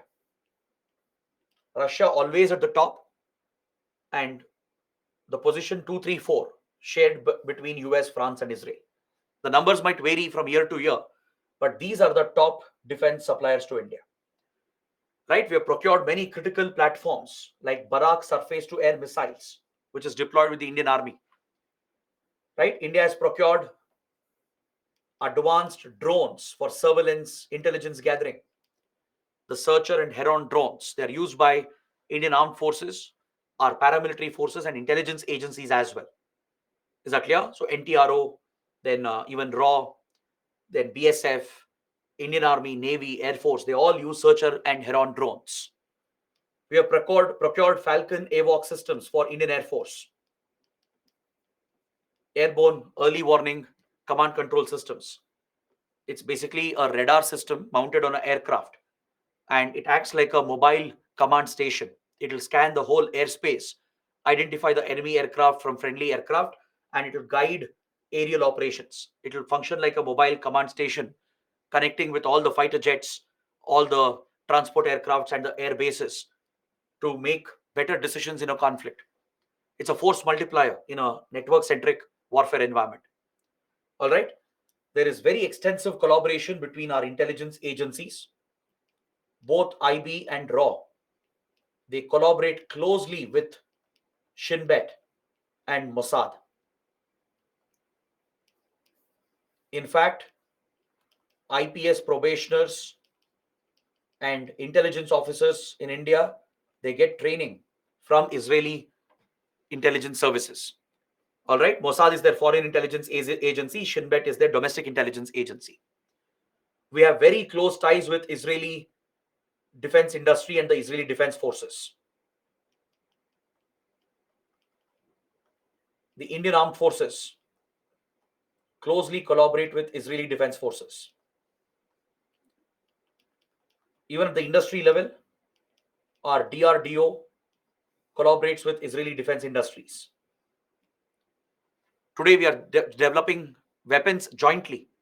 We are developing a long range and a short range missile, a surface to air missile, which is a joint project between Israeli aerospace industry and DRDO. Right? We have many joint exercises and trainings. Cyber security has become a focus as Israel is a leader. Israel is a global leader in both offensive and defensive cybersecurity operations. So India collaborates very closely here in the field of cybersecurity as well. And also note that Israel was one of the few countries in the world which did not criticize our nuclear tests. France and Russia were the other two. These are the three major countries that didn't criticize India when we tested nuclear weapons at Pokhran in 98. They all understood why India needed nuclear weapons. Russia wouldn't criticize. It didn't join the sanctions. It rather gave protection for India at the UN. Same with France. It didn't criticize India's nuclear tests, unlike US, China, Japan, and others. Israel was one of them, right? Because Israel itself has not signed non-proliferation treaty. Israel also has kept the option open to develop nuclear weapons, and it's widely believed that Israel possesses nuclear weapons. It's believed that Israel has a secret nuclear program through which it has nuclear assets. So it has not signed NPT just like India and Pakistan. These are the only three countries which have never signed NPT, along with South Sudan. South Sudan is a different case. It's a new country, it's going through a civil war. It doesn't even have a proper government to sign NPT. So, apart from South Sudan, the only three who have deliberately not signed NPT is Israel, India, Pakistan. So, this is the kind of close relations we have. You can see this in the space sector and other critical sectors as well. ISRO has close collaboration with Israeli space institutions. The RISAT satellites, which carry the synthetic aperture radar that help in surveillance and imaging, it's a joint project. Synthetic aperture radars, they can capture high resolution pictures of the earth even during night time, even when there is a cloud cover. It's better than your optical cameras. Regular earth observation satellites, which are used for even border surveillance and military purposes, right? Optical instruments are not very effective. They can't take good pictures at night and when there is cloud cover. But synthetic aperture radar payload can overcome this. That's why the RISAT series is a crucial collaboration between India and Israel. In agriculture, Israel is a leader in drought resistant agriculture, animal husbandry, in water management, water conservation, and also in smart agriculture. Israel has really leveraged technology into agriculture. All right, so this is something India would like to learn, because as a desert nation, right, Israel is forced to do this. To survive and thrive, it has to minimize water wastage. That's why it has come out with drought resistant crops, hybrid crops. It has managed to come out with efficient water management practices in animal husbandry, which is water intensive. It has come out with advanced irrigation techniques, which enables efficient water management, water conservation, and also uses smart agriculture, which is controlled with sensors and computers. It's a leader in drip irrigation, in controlled smart drip irrigation. So this is something we would like to learn as we face similar challenges. We have water scarcity. We have multiple drought hit areas. Desalination is another technology, right? Israel largely takes seawater, desalinates that, and uses for all the potable purposes. India also would like to learn from this. This is an active area of collaboration and across the field of science and tech, in critical emerging technologies. Then this basically covers your AI, robotics, etc. So there's a lot of collaboration between Indian Israeli companies, right?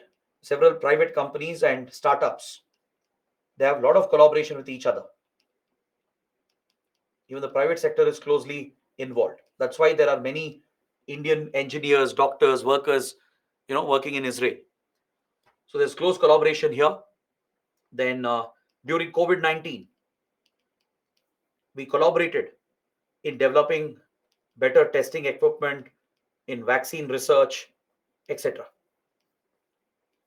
So these are the close ties we have with this country, right? It's growing day to day, and that's why we are taking a more balanced position on the issue. We don't vote against Israel anymore at UNHRC. We abstain. But we continue our support for Palestine, and we support the two-state solution, and we urge both sides to respect human rights, to not target civilians. This is our balanced position. We have spent more time on it than usual because of the recent developments. The topic becomes extremely important because of that. Now, before I take up India Iran, there's another development, which is the I2U2 initiative, which was launched recently, launched last year. It's an economic partnership between India, Israel, which stands for I2, UAE, USA, which stands for U2. These four like-minded countries have come together to form this economic partnership. All right? They are looking to promote economic collaboration between the four countries. So please be aware of this as well. The idea is to pool their resources. India's biggest resource is human resource, and as well as cheap labor, availability of land, and other resources. This is our strength, right? We have educated youth, we have skilled professional workers like engineers, doctors, and whatnot, right? We can provide cheap labor with enough land and resources available. Whereas Israel can bring technology. It's a global leader in technology. UAE can bring the money, right? It is sitting on massive amounts of petrodollars it has accumulated. USA can bring money with technology. So the idea is to pool the resources together to drive common, mutually beneficial projects. For example, initially they are funding a food processing initiative which is coming up in Gujarat. This is one of the initial projects that has been launched by I2U2. Israel will give the agriculture and post harvesting technologies. It will work with UAE and USA to raise the funds to get the capital. India will provide the land and the labor to ensure a massive food park comes up in Gujarat. Focusing on food processing, it will minimize food wastage, improves food security, and benefits farmers. Right? It could benefit all the four countries. So this is one initiative under I2U2. So this completes my detailed discussion of Israel and all the geopolitical issues of the region. We are left with the last topic, that's India Iran. But first, let's look at your questions then. Because we have covered so many topics, let's look at your doubts.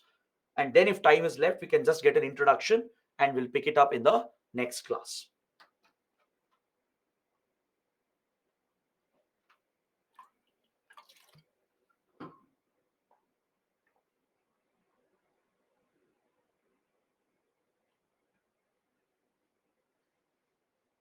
Vedashri is asking, if Abraham is common to the three religions, then why are they fighting? That's what happens with most religions, right? Religions, they move apart even though they have a common origin, right? The ideologies have evolved, they have diverged from each other, and there are extremists in every religion, right? Extremism is not limited to any religion. No religion preaches extremism, but there are extremists who misuse religion, give it a wrong interpretation.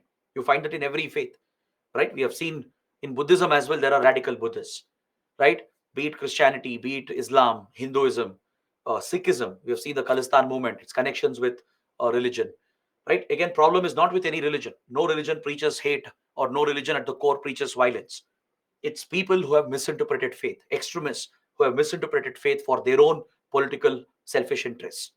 So obviously, the Abrahamic faiths have diverged, leading to religious differences and religious conflicts.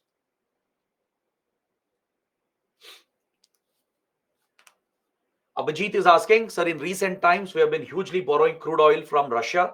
First of all, let me correct you. We are not borrowing, we are purchasing it. We are buying crude oil from Russia. We are paying for it. And it has significantly reduced dependency on Gulf countries. Will it affect our ties with the Gulf? No, not really. Our oil requirement is so huge that Russia can't alone meet that. All right. We will diversify our oil supplies. See, India has learned one very big lesson. In the past, we were largely dependent on West Asian countries for oil supplies. When you have a limited source, they will get more leverage on us.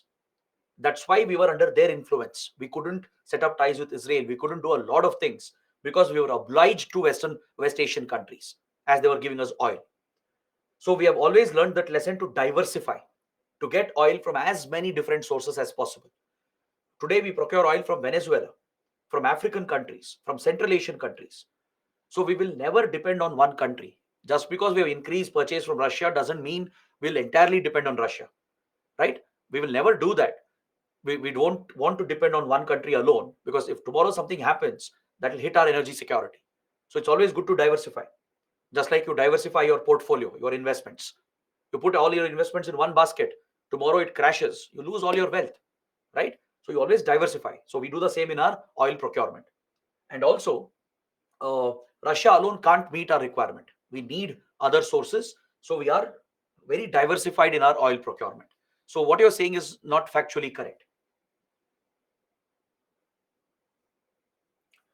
Next, Abhijit has one more question. Everything that happens in UN somewhere can be incredible as Palestine is not recognized as a country, not part of UN. How does UN get involved? See, UN is meant to resolve any conflict, establish peace anywhere in the world, right? To begin with, Israel was not a country. Palestine was not a country as well. To settle the whole issue, UN had to get involved. Is that clear? So Israel, Palestine, both were not countries at one point. Palestine was under British mandate after the World War. Israel never existed. So to resolve this conflict between Jews and Palestinian Arabs, UN had to mediate. UN was the neutral agency to mediate. In the end, it proposed a two-state solution.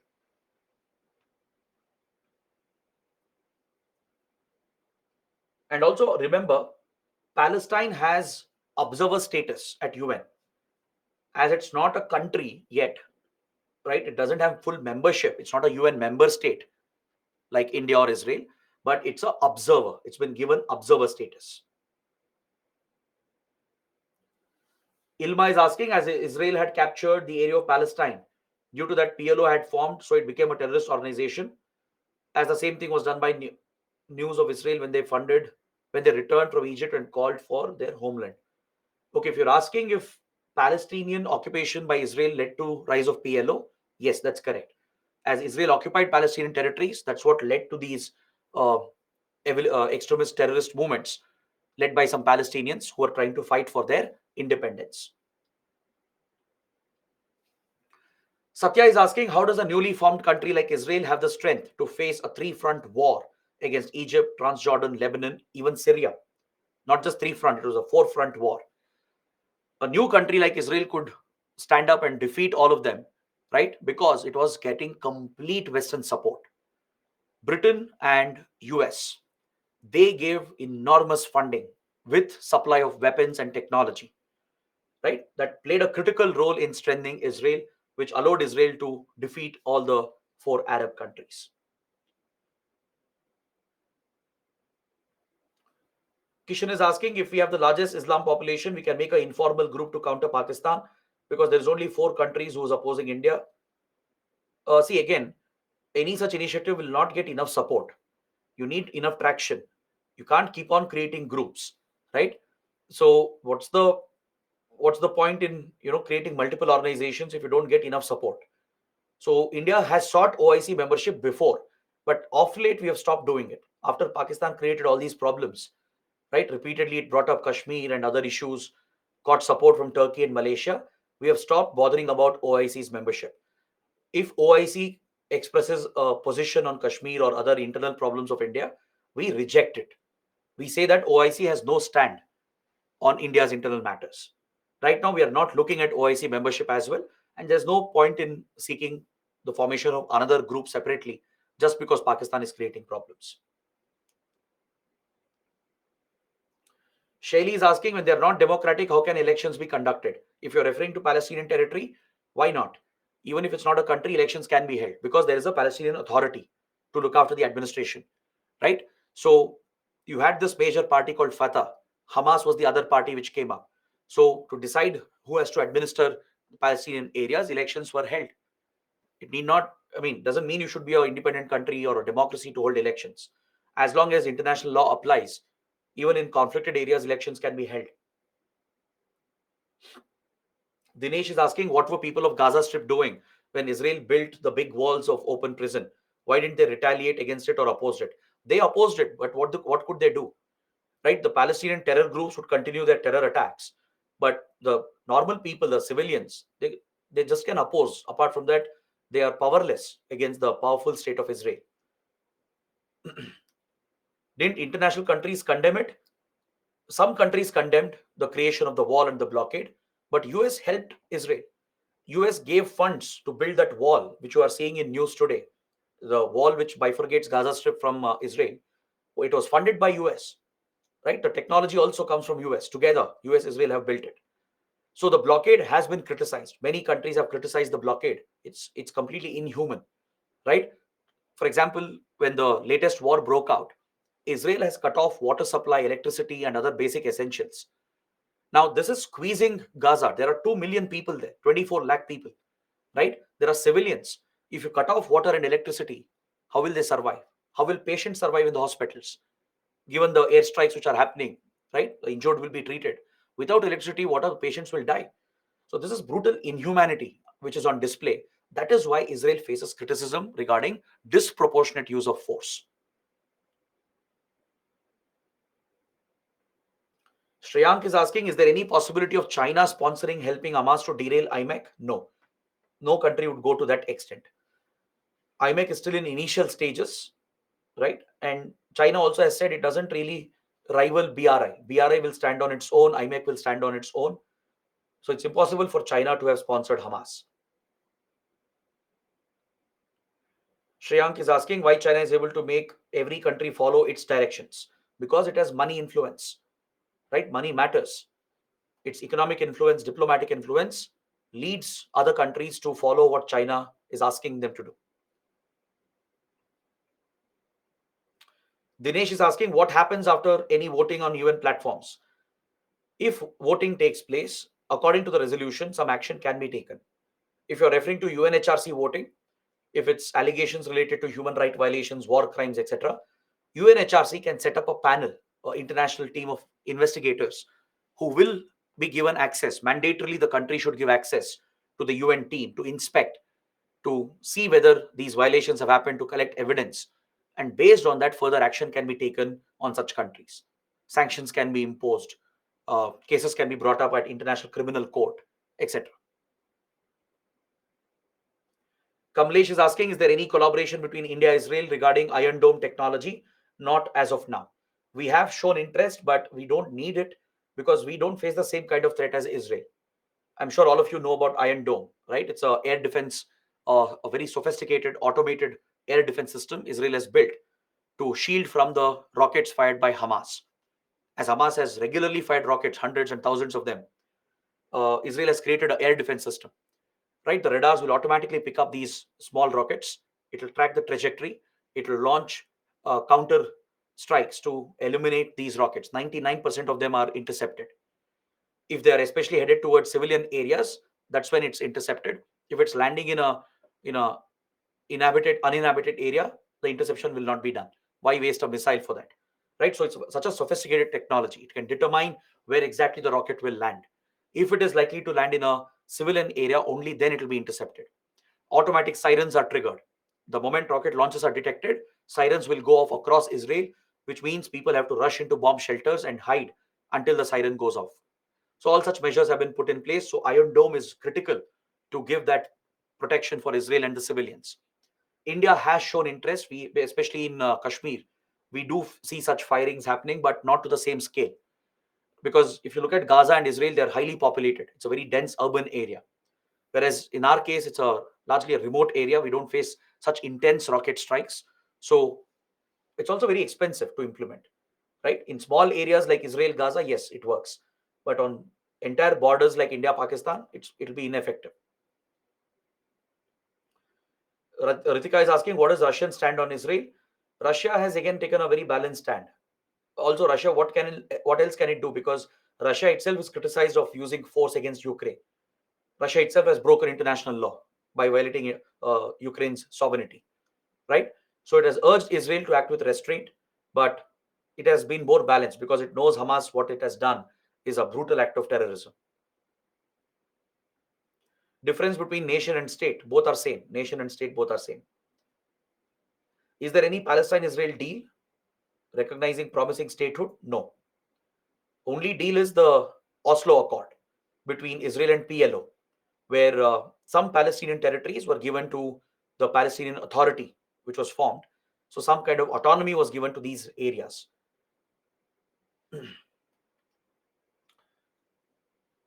Anjali is asking why Israeli intelligence failed to check on Hamas and their plan.